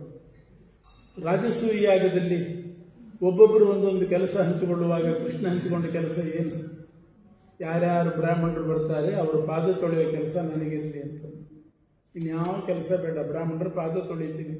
ಒಂದು ಕೊಡ, ಒಂದು ಬಿಂದಿಗೆ, ಒಂದು ತಂಬಿಗೆ ಹಿಡ್ಕೊಂಡು ಬಾಗಿಲಲ್ಲಿ ನಿಂತಿದ್ದ. ಬಂದವರಿಗೆಲ್ಲ ನೀರು ಹಾಕೋದು ಪಾದಕ್ಕೆ, ಒಳಗಡೆ ಕೆಲಸ. ಕೃಷ್ಣ ಮಾಡಿದ ಕೆಲಸ ಇದು. ಇದರಿಂದ ಮಹಾತ್ಮರ ಸೇವೆ ಮಾಡಬೇಕು ಅನ್ನೋದನ್ನು ಪರಮಾತ್ಮನೇ ತೋರಿಸಿದ್ದಾನೆ, ಭಗವಂತನೇ ತೋರಿಸಿದ್ದಾನೆ. ನಿಂದಾವರ್ಜನ ಅಂತ ಮುಂದಿನ ಪ್ರಕರಣ. ಮಹಾತ್ಮರ ಸೇವೆ ಮಾಡಬೇಕು. ಆಗಲಿಲ್ಲ ಅಂದರೆ ಸುಮ್ಮನಾದರೂ ಇರಬೇಕು, ಬೈಲಿಕ್ಕೆ ಮಾತ್ರ ಹೋಗಬಾರ್ದು. ಮಹಾತ್ಮ ದಕ್ಷ ಪ್ರಜಾಪತಿ ರುದ್ರದೇವರನ್ನ ಬೈದು, ಯಾಕೆ ನನಗೆ ನಮಸ್ಕಾರ ಮಾಡಲಿಲ್ಲ ಅಂತ. ಅಷ್ಟೇ ಕಾರಣ, ನಮಸ್ಕಾರ ಮಾಡೋ ಸ್ಥಿತಿಯಲ್ಲಿ ಇದ್ದಿಲ್ಲ ರುದ್ರದೇವರು. ಮೈ ಮರೆತು ಪರಮಾತ್ಮನ ಧ್ಯಾನದಲ್ಲಿದ್ದರು. ಆವಾಗ ದಕ್ಷ ಬಂದಿದ್ದಾನೆ. ಹೇಗೆ ಗೊತ್ತಾಗಬೇಕು ರುದ್ರದೇವರು? ಅದರಿಂದ ಸ್ವಾಗತ ಮಾಡಲಿಲ್ಲ ರುದ್ರದೇವರು, ದಕ್ಷನಿಗೆ ನಮಸ್ಕಾರ ಮಾಡಲಿಲ್ಲ. ಆದರೂ ಇವನು ಸಿಟ್ಟಾಗಿಬಿಟ್ಟ. ನನ್ನ ಅಳಿಯ ನನಗೆ ನಮಸ್ಕಾರ ಮಾಡಲಿಲ್ಲ, ಅಳಿಯ ಮಾವನಿಗೆ ಮಾಡಬೇಕು. ರುದ್ರ ಅಳಿಯ, ನಾನು ಮಾವ, ನನಗೆ ನಮಸ್ಕಾರ ಮಾಡಲಿಲ್ಲ ಅಂತ ಹೇಳಿ ರುದ್ರದೇವರನ್ನ ಇವನು ಸ್ಮಶಾನವಾಸಿ, ದಿಗಂಬರ, ಯಾವಾಗಲೂ ಸ್ಮಶಾನದಲ್ಲಿರ್ತಾನೆ, ಇವನಿಗೆ ಯಜ್ಞದಲ್ಲಿ ಆಹುತಿ ಕೊಡಬಾರ್ದು ಯಾರೂ ಕೂಡ, ಏನೇನೋ ಬೇಕು. ಇದರಿಂದ ಏನಾಯಿತು? ಇದರಿಂದ ಆದದ್ದು ದಕ್ಷ ಪ್ರಜಾಪತಿಯ ತಲೆ ಹೋಯಿತು. ರುದ್ರದೇವರೇ ದಕ್ಷ ಪ್ರಜಾಪತಿಯ ಶಿರಚ್ಛೇದ ಮಾಡಿದರು. ಮತ್ತೆ ದಕ್ಷ ಹುಟ್ಟಿದ. ಅವನ ಸಾಧನೆಯನ್ನು ಮುಗಿದಿದ್ದಿಲ್ಲ, ಮತ್ತೆ ಹುಟ್ಟಿದ. ಹುಟ್ಟುವಾಗ ಹೇಗೆ ಹುಟ್ಟಿದ? ಗರ್ಭವಾಸ ಮಾಡಿ ಹುಟ್ಟಿದ. ಮೊದಲು ದಕ್ಷ ಹುಟ್ಟಿದಾಗ ಚತುರ್ಮುಖ ಬ್ರಹ್ಮದೇವರ ಅಂಗುಷ್ಠದಿಂದ ಹುಟ್ಟಿದ್ದ. ಗರ್ಭವಾಸ ಇಲ್ಲದೆ ಹುಟ್ಟಿದ್ದ. ಅಯೋನಿಜ ಅಂತ ಕರೀತಾರೆ ಅದಕ್ಕೆ, ಅಯೋನಿಜ ಅಂತ. ಅಂದರೆ ಗರ್ಭವಾಸ ಇಲ್ಲದೆ ಹುಟ್ಟೋದು. ಆಮೇಲೆ ಹುಟ್ಟುವಾಗ ಗರ್ಭವಾಸ ಮಾಡಿ 9 ತಿಂಗಳಿದ್ದು ಕ್ಲೇಶಪಟ್ಟು ಹುಟ್ಟಿದ. ಯಾಕೆ? ಮಹಾತ್ಮರಾದ ರುದ್ರದೇವರನ್ನ ನಿಂದೆ ಮಾಡಿದ್ದರು. ಅದಕ್ಕೆ ಮಹನ್ನಿಂದ ವರ್ಜನ ಅಂತ ಒಂದು ಪ್ರಕರಣ ಮಾಡಿದ್ದಾರೆ. ಮಹಾತ್ಮರ ನಿಂದೆಯನ್ನು ಸರ್ವಾತ್ಮನ ಮಾಡಬಾರ್ದು. ಅದೇ ಭಾಗವತದಲ್ಲಿ ಬಂದಿರುವ ಪ್ರಧಾನ ಭಾಗವತ ಧರ್ಮ. ಮಹನ್ನಿಂದ ಮಾಡಬೇಕು. ನಿಂದನೆಗೆ ಅರ್ಹರಾದವ್ರನ್ನ ಮಾಡ್ರಿ. ಮಹಾತ್ಮರು ನಿಂದನೆಗೆ ಅರ್ಹರಲ್ಲ. ಅವರು ನಿಂದೆ ಮಾಡಬಾರ್ದು. ಅವರ ಚರ್ಯೆ ನಮಗೆ ಅರ್ಥ ಆಗೋದಿಲ್ಲ. ಬೇಕಾದಷ್ಟು ಇತಿಹಾಸಗಳನ್ನು ನೋಡಿದ್ದೀವಿ. ಗೊತ್ತಿಲ್ಲದೇನೆ ಮಹಾತ್ಮರನ್ನು ನಿಂದೆ ಮಾಡಿದರೆ ಅವರ ಪರಿಸ್ಥಿತಿ ಏನಾಗ್ತದೆ? ವಾದಿರಾಜ ಸ್ವಾಮಿಗಳ ಜೊತೆಗೆ ನಾರಾಯಣಾಚಾರ್ಯರು ಅಂತ ಒಬ್ಬರು ಇದ್ರಂತೆ. ಅವರು ವಾದಿರಾಜರು, ವ್ಯಾಸರಾಜರು ಎಲ್ಲ ಒಟ್ಟಿಗೆ ಇರುವಾಗ ಅವರು ಇರ್ತಾ ಇದ್ದರು. ಒಂದು ದ್ವಾದಶಿ ದಿವಸ ವ್ಯಾಸರಾಜರದ್ದು ಪೂಜೆ ಎಲ್ಲ ಮುಗೀತು. ವಾದಿರಾಜರು ಆಗ ಸ್ನಾನಕ್ಕೆ ಹೋಗಿದ್ದರು. ಇಲ್ಲಿ ವ್ಯಾಸರಾಜರದ್ದು ಪೂಜೆ ಮುಗಿದು ಹೋಯಿತು. ಆಮೇಲೆ ತಾವು ಆನ್ಹಿಕ ಪೂಜೆ ಎಲ್ಲ ಮಾಡ್ತಾ ಕೂತರೆ ವ್ಯಾಸರಾಜರನ್ನು ಕಾಯಿಸಿದಂಗಾಗುತ್ತೆ. ಅವ್ರನ್ನ ಕಾಯಿಸಬಾರ್ದು ಅಂತ ಹೇಳಿ ಸ್ನಾನ ಮಾಡಿದರು. ಸರಸರ ಒಂದಿಷ್ಟು ಗೋಪಿಚನ್ನು ಹಚ್ಕೊಂಡ್ರು. ಬಂದು ಭಿಕ್ಷೆ ಕೂತ್ಬಿಟ್ರು. ನಾರಾಯಣಾಚಾರ್ಯರು ಅನ್ನೋರು ನೋಡಿದರು. ಅರೆ, ನಾವು ಮಾಡುವಷ್ಟು ಹೊತ್ತು ಸಂಧ್ಯಾವಂದನೆ ಮಾಡಲಿಲ್ವಲ್ಲ ಅಂತ. ನಾವೆಲ್ಲ ಮಾಡೋದು ಅದನ್ನೇ, ಸ್ನಾನ ಮಾಡೋದು, ಸುಮ್ಮನೆ ಗೋಪಿ ಹಚ್ಕೊಳ್ಳೋದು, ಎಲೆ ಮುಂದೆ ಕೂತು ಬಿಡೋದು. ಕೆಲವರು ಎಲೆ ಮುಂದೆ ಕೂತ್ಕೊಂಡೇನೆ ಸಂಧ್ಯಾವಂದನೆ ಮಾಡಿಬಿಡ್ತಾರೆ. ಅದು ಉಂಟು ಪದ್ಧತಿ. ಎಲೆ ಮುಂದೆ ಬಡಿಸೋ ತನಕ ಸಂಧ್ಯಾವಂದನೆ. ವಿಠಲಾಚಾರ್ಯ ಪುರಾಣ ಬಿಟ್ಟಲ್ಲೇ ಮಂಗಳ ಅಂತ ಬಡಿಸಿದ ಕೂಡಲೇ ಮುಗಿತು, ಸುತ್ತುಗಟ್ಟೋದೆ. ಅವರು ಅದೂ ಇಲ್ಲ, ಸ್ನಾನ ಮಾಡಿದ್ರು, ಒಂದಿಷ್ಟು ಗೋಪಿಚಂದ ಹಚ್ಕೊಂಡ್ರು, ಬಂದು ಭಿಕ್ಷಕ್ಕೆ ಕುಸುಗುಸು ಶುರು ಮಾಡಿದರು ನಾರಾಯಣಾಚಾರ್ಯ. ಏನು ಸ್ವಾಮಿಗಳು ಇವರು ಸ್ನಾನ ಮಾಡಿದ ಕೂಡಲೇ ಹಾಗೆ ಬಂದು ಊಟ ಮಾಡ್ತಾ ಇದ್ದಾರೆ, ದ್ವಾದಶಿ ದಿವಸ ಆನ್ಹಿಕ ಇಲ್ಲ, ಏನಿಲ್ಲ, ಹಾಗೆ ಹೀಗೆ ಅಂತ ಶುರು ಮಾಡಿದರು. ಭಿಕ್ಷೆ ಎಲ್ಲ ಆಯಿತು. ಆಮೇಲೆ ಅವ್ರ ಮೇಲೆ ಕಟಾಕ್ಷ ಬಿತ್ತು. ಅವ್ರಿಗೆ ಮಹಾತ್ಮರಾದ ವಾದಿರಾಜರ ಮೇಲೆ ಕಟಾಕ್ಷ. ಅವ್ರ ಹತ್ರ ಇವ್ರ ಹತ್ರ ಏನೇನೋ ಆಡ್ಕೊಂಡ್ರು. ಅವ್ರನ್ನ ಪರೀಕ್ಷೆ ಮಾಡೋಣ ಅಂತ ಶುರು ಮಾಡಿದರು. ಅವ್ರನ್ನ ಬೆನ್ಕಾಗೋಣ, ಇನ್ನೇನೇನು ಮಾಡ್ತಾರೆ ನೋಡೋಣ ಅಂತ. ಭಿಕ್ಷೆ ಆಯಿತು, ಊಟ ಆಯಿತು. ಊಟ ಆದಮೇಲೆ ವಾದಿರಾಜ ಸ್ವಾಮಿಗಳು ಕರವಸ್ತ್ರ, ದಂಡ, ಗಿಂಡಿ, ಕಮಂಡಲು ಎಲ್ಲ ಹಿಡ್ಕೊಂಡು ಹೋದರು. ಇವರು ಹಿಂಬಾಲಿಸಿದ್ರು, ದೂರದಿಂದ ಹಿಂಬಾಲಿಸಿದ್ರು. ಎಲ್ಲಿಗೆ ಹೋಗ್ತಾರೆ, ಏನು ಮಾಡ್ತಾರೆ ನೋಡೋಣ, ಇದು ಬೇಡವಾದ ಕೆಲಸ, ನೋಡೋಣ ಅಂತ ಹೋದರು. ವಾದಿರಾಜರು ಸೀದಾ ಒಂದು ನದಿ ತೀರಕ್ಕೆ ಹೋದ್ರಂತೆ. ಇವರು ದೂರ ನಿಂತುಕೊಂಡು ಮರದ ಮರೆಯಲ್ಲಿ ನೋಡ್ತಾ ಇದ್ದಾರೆ ನಾರಾಯಣಾಚಾರ್ಯರು. ಅವರು ವಾದಿರಾಜರಲ್ಲಿ ಹೋದರು, ಸ್ನಾನ ಮಾಡಿದರು. ಅಲ್ಲಿ ಬಾಳೆ ತೋಟ ಇತ್ತು, ಬಾಳೆ ಎಲೆ ತೆಗೆದ್ರು, ಬಾಳೆ ಎಲೆ ಹಾಸಿದ್ರು, ಅದರದ್ದೇ ದೊನ್ನೆ ಮಾಡಿದರು. ತಾವು ಏನೇನು ಊಟ ಮಾಡಿದ್ರೋ ಪ್ರತ್ಯೇಕವಾಗಿ ಒಂದು ಬಾಳೆ ಎಲೆಯಲ್ಲಿ ಅನ್ನ, ಇನ್ನೊಂದು ಎಲೆಯಲ್ಲಿ ಸಾರು, ಒಂದರಲ್ಲಿ ಹುಳಿ ಗೊಜ್ಜು ಎಲ್ಲ ಪ್ರತ್ಯೇಕ ತೆಗೆದಿಟ್ರಂತೆ. ಊಟ ಮಾಡಿದ್ದು ಹೊಟ್ಟೆ ಒಳಗೆ ಇದ್ದದ್ದನ್ನು ಪ್ರತ್ಯೇಕ ತೆಗೆದಿಟ್ರಂತೆ. ಮತ್ತೆ ಸ್ನಾನ ಮಾಡಿ ಆನ್ಯಕ್ಕೆ ಮುಗಿಸಿದ್ರು, ಜಪ ಎಲ್ಲ ಮಾಡಿದರು, ಏನು ಮಾಡಬೇಕಾಗಿತ್ತು ಮಾಡಿದರು. ಆಮೇಲೆ ಸ್ವೀಕಾರ ಮಾಡಿದರು. ಮಾಡಿ ನಾರಾಯಣಾಚಾರ್ಯ ನನ್ನ ಜಪ ಮುಗೀತು ಅಂದ್ರಂತೆ. ಇವರು ಬೈತವ್ರು. ಆಮೇಲೆ ಅಂದ್ರಂತೆ ನೀವು ಭೂತ ಆಗ್ರಿ ಅಂತ. ಅವರೇ ಭೂತರಾಜರು ಅಂತಾಗಿ ವಾದಿರಾಜರು ಸೇವೆ ಮಾಡ್ತಾ ಇದ್ದಾರೆ. ವಾದಿರಾಜರು ಸೇವೆ ಮಾಡ್ತಾರೆ. ಅವ್ರು ಏನು ಹೇಳಿದ್ರು ಆ ಕೆಲಸ ಮಾಡ್ತಾರೆ. ಇಂಥವ್ರು ರಕ್ಷಣೆ ಮಾಡು ಅಂದ್ರೆ ಮಾಡ್ತಾರೆ. ಆ ತ್ರಿವಿಕ್ರಮ ದೇವರ ರಥ ಅಲ್ಲಿಂದ ತರಬೇಕಾಗಿತ್ತು, ತೊಗೊಂಡು ತಂದು ಕೊಟ್ಟರು. ಇದೆಲ್ಲ ಸೇವೆ ಮಾಡ್ತಾ ಇದ್ದಾರೆ ಅವರು. ಯಾಕೆ? ಅವರನ್ನು ಪರೀಕ್ಷೆ ಮಾಡಲಿಕ್ಕೆ ಹೋಗಿ ನಿಂದೆ ಮಾಡಿದ್ರಿಂದ ಹೀಗೆ. ಮಹಾತ್ಮರ ನಿಂದೆ ಮಾಡಬಾರದು, ಅವರ ಚರ್ಯ ಅರ್ಥ ಆಗೋದಿಲ್ಲ. ಎಷ್ಟೋ ಕಡೆ ಇತಿಹಾಸದಲ್ಲಿ ಹೀಗುಂಟು. ಅನೇಕ ಜ್ಞಾನಿಗಳು ಸೇರಿ ಯಾವುದೋ ಶಾಸ್ತ್ರಾರ್ಥ ವಿಚಾರದಲ್ಲಿ ತೊಡಗಿಬಿಟ್ಟಿದ್ರಂತೆ ಚರ್ಚೆಯಲ್ಲಿ.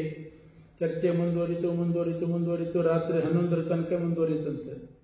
ಆಮೇಲೆ ಅವರು ಪಂಡಿತರು, ಸ್ವಾಮಿಗಳು, ಇವರೆಲ್ಲ ಅನೇಕ ಶುರು ಮಾಡಿದರು. ರಾತ್ರಿ ಯಾರೋ ಲೌಕಿಕರು ಮಾತಾಡ್ಕೊಂಡ್ರಂತೆ. 6:30 ಸಂಧಾನ ಮಾಡಬೇಕು, ಈಗ ಮಾಡ್ತಾ ಇದ್ದಾರೆ ಇವರು ಏನಿದು ಹಾಗೆ ಅಂತ ಅವ್ರಿಗೆ ಗೊತ್ತಾಯಿತು. ಕರೆದ್ರಂತೆ, ನಾವು ಸಂಧ್ಯಾ ವಂದನೆ ಮಾಡುವಾಗಲೇ ಸೂರ್ಯ ಮುಳುಗೋದು ತೋರಿಸ್ತೀನಿ ಬರ್ರಿ ಅಂತ. ಸೂರ್ಯ ಮುಳುಗಿದಾಗ ನಾವು ಮಾಡೋದಲ್ಲ, ನಾವು ಮಾಡುವಾಗ ಸೂರ್ಯ ಮುಳುಗ್ತಾನೆ ಅಂದ್ರಂತವ್ರು. ಅಂತಹ ಶಕ್ತಿ ಅವರಿಗೆ ತೋರಿಸಿದ್ರು. ಸೂರ್ಯ ಮುಳುಗ್ತಾ ಇದ್ದಾನೆ ಅವಾಗಿನ. ಇಂಥದ್ದೆಲ್ಲ ಚರಿತ್ರೆ ಇತಿಹಾಸದಲ್ಲಿ ನಡೆದಿದೆ. ಭಾಗವತ ಹೇಳೋದು ಅದನ್ನೇ. ಮಹನ್ನಿಂದ ವರ್ಜನ, ಮಹಾತ್ಮರಲ್ಲಿಂದ ಮಾಡಬೇಡಿ. ದಕ್ಷ ಪ್ರಜಾಪತಿ ಮಾಡಿ ಏನಾಯಿತು ಅದನ್ನು ಮಹನ್ನಿಂದ.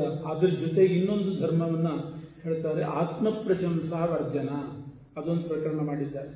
ನಮ್ಮನ್ನು ನಾವು ಪ್ರಶಂಸೆ ಮಾಡ್ಕೋಬಾರ್ದು. ಇನ್ನೊಬ್ಬರು ನಮ್ಮನ್ನು ಪ್ರಶಂಸೆ ಮಾಡಿದಾಗ ಅದಕ್ಕೆ ಪ್ರೋತ್ಸಾಹನೂ ಕೊಡಬಾರ್ದು. ಪೃಥು ಚಕ್ರವರ್ತಿ ಕಥೆ ಹೇಳ್ತಾರೆ. ಪೃಥು ಚಕ್ರವರ್ತಿ ಧ್ರುವನ ಪರಂಪರೆಯಲ್ಲಿ ಬಂದವನು. ಸಿಂಹಾಸನದಲ್ಲಿ ಕೂತ್ಕೊಂಡ. ಅವನು ದರ್ಬಾರ್ ಅಂತ ಮಾಡ್ತಾರೆ ಸಭೆ.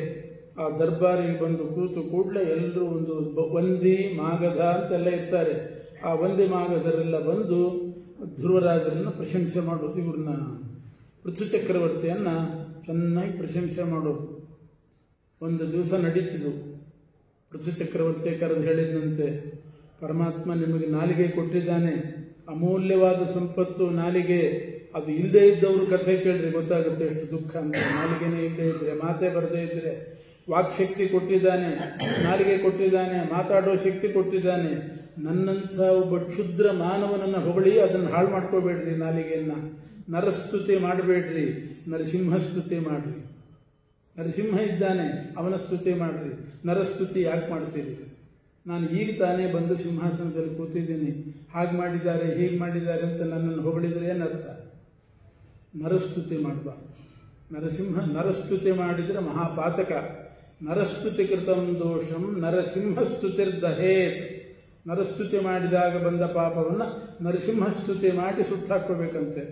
ಹೀಗಿರುವಾಗ ನನ್ನಂಥ ಹುಲು ಮಾನವನನ್ನು ಯಾಕೆ ಸ್ತೋತ್ರ ಮಾಡ್ತೀರಿ? ಇದು ಪೃಥು ಚಕ್ರವರ್ತಿ ಆದೇಶ ಮಾಡಿದ್ರು. ಅವ್ರು ಹೇಳಿದರು, ನಿಮ್ಗಿಂತ ಹಿಂದಿದ್ದ ಒಬ್ಬ ವೇನ ಅಂತ ರಾಜ ನಮ್ಮನ್ನು ಅಪಾಯಿಂಟ್ ಮಾಡಿದ್ದೆ ಅದಕ್ಕೋಸ್ಕರ ಅಂದವರು. ಹೊಗಳ್ಲಿಕ್ಕೋಸ್ಕರ ಅಂತ ಅಪಾಯಿಂಟ್ಮೆಂಟ್ ಮಾಡಿದ್ದೆ. ತಿಂಗಳಿಗೆ ಸಂಬಳ, ದಿನ ನನ್ನ ಹೊಗಳಬೇಕು, ನಿಮ್ಗೆ ಇಷ್ಟು ಸಂಬಳ ಅಂತ. ನೀವು ದೇವ್ರನ್ನ ಹೊಗಳ್ರಿ, ನಾನು ಸಂಬಳ ಕೊಡ್ತೀನಿ, ಅದನ್ನು ನನ್ನ ಮಾತ್ರ ಹೊಗಳ್ಬೇಡಿ. ಮುಜುಗರಾಗುತ್ತೆ ನನಗೆ, ನನ್ನನ್ನು ಹೊಗಳ್ಬೇಡಿ ಅಂತ ಆತ್ಮ ಪ್ರಶಂಸಾ ವರ್ಜನ ಆ ಧರ್ಮ ತೋರಿಸಿದವನು ಪೃಥು ಚಕ್ರವರ್ತಿ. ಅವನ ಕಥೆಯಿಂದ ಅದನ್ನು ತಿಳ್ಕೋಬೇಕು. ಮಹಾಭಾರತದಲ್ಲೂ ಬರ್ತದೆ. ಅರ್ಜುನ ಒಂದು ಪ್ರತಿಜ್ಞೆ ಮಾಡಿದ್ದಂತೆ ಗುರುಗಳ ಹತ್ರ, ಯಾರು ನನ್ನ ಗಾಂಡೀವ ಧನುಸ್ಸನ್ನು ನಿಂದೆ ಮಾಡ್ತಾರೆ ಅವರನ್ನು ಕೊಲ್ತೇನೆ ಅಂತ ಪ್ರತಿಜ್ಞೆ ಮಾಡಿದ್ದೆ. ಗಾಂಡೀವ ಧನುಸ್ಸನ್ನು ಬೈದರೆ ಅವರನ್ನು ಕೊಲ್ತೇನೆ ಅಂತ ಅರ್ಜುನನ ಪ್ರತಿಜ್ಞೆ. ಧರ್ಮರಾಜನೇ ಗಾಂಡೀವವನ್ನು ಬೈದ್ಬಿಟ್ಟ ಕೊನೆಗೊಂದು ದಿವಸ. ಯಾಕೆ ಅಂದರೆ ಕರ್ಣನ್ನ ಇನ್ನೂ ಕೊಂದಿದ್ದಿಲ್ಲ ಅರ್ಜುನ. ಕೊಲ್ತಾನೆ ಅಂತ ಕಾಯ್ತಾ ಇದ್ದ ಯುಧಿಷ್ಠಿರ. ಅರ್ಜುನ ಯಾಕೋ ಸ್ವಲ್ಪ ವಿಳಂಬ ಆಯಿತು. ಒಂದು ಸಲ ಬಂದ ಯುಧಿಷ್ಠಿರ, ಕರ್ಣನಿಂದ ಏಟು ತಿಂದು ಶಿಬಿರದಲ್ಲಿ ಮಲ್ಕೊಂಡ್ಬಿಟ್ಟಿದ್ದ, ಪಾಪ ರೆಸ್ಟ್ ತಗೋತಾ ಇದ್ದ. ಅರ್ಜುನ ಬಂದ ಕೂಡಲೇ ಯುಧಿಷ್ಠಿರ ಕೇಳಿದ, ಕರ್ಣನ್ ಕೊಂದು ಬಂದೀಯಾ ಅಂತ ಕೇಳಿದ. ಇನ್ನೂ ಇಲ್ಲ, ಕೊಲ್ಬೇಕಷ್ಟೇ ಅಂದ. ಸಿಟ್ಟು ಬಂತು. ಇನ್ನೂ ಇಲ್ಲ ಅಂತಿದ್ದಿ, ಯಾವಾಗ ಕೊಲ್ತಿದ್ದಿ, ಯಾಕೆ ಇಟ್ಕೊಂಡಿದ್ದಿ ಗಾಂಡೀವ, ತೆಗೆದು ಭೀಮನಿಗಾದರೂ ಕೊಟ್ಟುಬಿಡು, ಅವನು ಕೊಲ್ತಾನೆ, ನಿನ್ನ ಕೈಲಿ ಆಗಲ್ಲ, ಗಾಂಡೀವ ಇಟ್ಕೊಂಡು ದಂಡ ಅಂತ ಬೈದ್ಬಿಟ್ಟು. ಸಿಟ್ಟು ಬಂತು ಅರ್ಜುನನಿಗೆ. ಅವನು ಪ್ರತಿಜ್ಞೆ ಮಾಡಿದ್ದ, ಗಾಂಡೀವವನ್ನು ಬೈದವ್ರನ್ನು ಕೊಲ್ತೇನೆ ಅಂತ. ಈಗ ಬೈದವನು ಯುಧಿಷ್ಠಿರ, ಅವನನ್ನೇ ಕೊಲ್ಲಬೇಕಾಯ್ತು. ಎಂಥ ಪ್ರಸಂಗ ಬಂತು. ಯುದ್ಧ ಆಗುವಾಗ ಇಲ್ಲಿ ಇದೊಂದು ಅನಾಹುತ ಆಯಿತು ಶಿಬಿರದಲ್ಲಿ. ಅಲ್ಲ, ನನ್ನ ಗಾಂಡೀವವನ್ನು ಬೈದಿಯ ನೀನು, ನನ್ನ ಕ್ಷತ್ರಿಯರಿಗೆ ಪ್ರತಿಜ್ಞೆ ಮುಖ್ಯ. ಒಂದು ಪ್ರತಿಜ್ಞೆ ಮಾಡಿದರೆ ಅದನ್ನು ಪಾಲನೆ ಮಾಡಲೇಬೇಕು ಕ್ಷತ್ರಿಯರು. ಪ್ರತಿಜ್ಞಾಪಾಲನಂ ಧರ್ಮ ಕ್ಷತ್ರಿಯಸ್ಯ ವಿಶೇಷತಃ ಅಂತಾರೆ. ಅದರಿಂದ ನನ್ನ ಪ್ರತಿಜ್ಞೆ ಇತ್ತು, ಗಾಂಡೀವ ಬೈದವ್ರನ್ನ ಕೊಲ್ತೇನೆ ಅಂತ. ಈಗ ನಿನ್ನನ್ನು ಕೊಲ್ತೇನೆ ಅಂತ ಬಿಲ್ಲು ಬಾಣ ಹಿಡ್ಕೊಂಡು ಹೊರಟ. ಪುಣ್ಯಕ್ಕೆ ಸಾರಥಿಯಾಗಿದ್ನಲ್ಲ ಅರ್ಜುನನಿಗೆ ಕೃಷ್ಣ, ಅವನಲ್ಲಿದ್ದ, ರಥ ಓಡಿಸ್ಕೊಂಡು ಬಂದಿದ್ದ, ಅಲ್ಲಿದ್ದ, ಅವನು ಹಿಡ್ದ. ಏನು ಮಾಡ್ಲಿಕ್ಕೆ ಹೊರಟಿದ್ದೀವಿ ಅರ್ಜುನ? ಆ ಕಡೆ ಕೌರವರನ್ನು ಕೊಲ್ಲೋದು ಬಿಟ್ಟು ಅಣ್ಣನ ಕೊಲ್ತಿದ್ದೀಯಲ್ಲ, ಏನಿದೆ? ಇಲ್ಲ, ಮತ್ತೆ ಅವನು ಗಾಂಡೀವ ಬೈದ್ಬಿಟ್ನಲ್ಲ, ನನ್ನ ಪ್ರತಿಜ್ಞೆ ಪ್ರಕಾರ ಕೊಲ್ಲಬೇಕು. ಹೌದು, ಬೈದಿದ್ದಾನೆ, ನೀನು ಅವನನ್ನು ಕೊಲ್ಲಬೇಕು ನಿನ್ನ ಪ್ರತಿಜ್ಞೆ ಪ್ರಕಾರ. ಆದರೆ ಬಾಣ ಬಿಟ್ಟು ಕೊಲ್ಲಬೇಡ, ಇನ್ನೊಂದು ಉಪಾಯ ಹೇಳ್ತೇನೆ ನನಗೆ ಕೊಲ್ಲಕ್ಕೆ ಅಂತ. ಏನು ಉಪಾಯ? ಚೆನ್ನಾಗಿ ಬೈದ್ಬಿಡು ಯುಧಿಷ್ಠಿರನ ಅಂತ. ಚೆನ್ನಾಗಿ ಬಾಯಿ ಬಂದಾಗ ಬೈ ಅವನನ್ನು. ಬೈದ ಅರ್ಜುನ, ಬೈದ. ಅದೇನು ಬೈದ್ನೋ ನಮಗೆ ಗೊತ್ತಾಗಿಲ್ಲ. ಬೈಲಕ್ಕೂ ಕಲಿಬೇಕಾಗ್ತದೆ. ಅಷ್ಟು ಸುಲಭದ ಕೆಲವರಿಗೆ ಬೈಲಿಕ್ಕೆ ಬರಲ್ಲ. ಸಿಟ್ಟು ಬಂದಿರ್ತದೆ, ಬೈಲಿಕ್ಕೆ ಗೊತ್ತಾಗಲ್ಲ. ಅಂತೂ ಇಂತೂ ಬೈದ. ಏನು ಬೈದ್ನೋ ಬೈದ.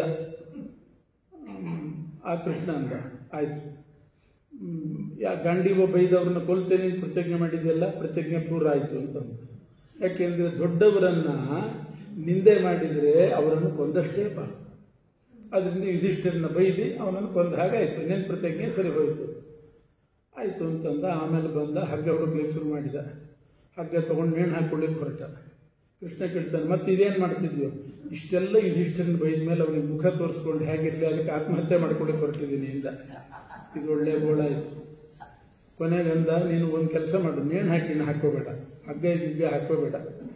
ನಿನಗೆ ಆತ್ಮಹತ್ಯೆ ಮಾಡ್ಕೊಳ್ಬೇಕು ಅಂತ ಅನಿಸಿದೆಯಲ್ಲ, ಈ ಯುಧಿಷ್ಠಿರನ ಬೈದದ್ರಿಂದ ನಾನೊಂದು ನಿನ್ನನ್ನು ನೀನು ಚೆನ್ನಾಗಿ ಹೊಳ್ಕೊಂಡ್ಬಿಡು ಅಂತ ಹೊಳ್ಕೊಂಡ. ನಾನಂಥವನು ಇಂಥವನು, ಕಾಂಡವನ ಸುಟ್ಟು ಬಿಟ್ಟಿದ್ದೀನಿ, ಅದು ಮಾಡಿದ್ದೀನಿ, ಇದು ಮಾಡಿದ್ದೀನಿ.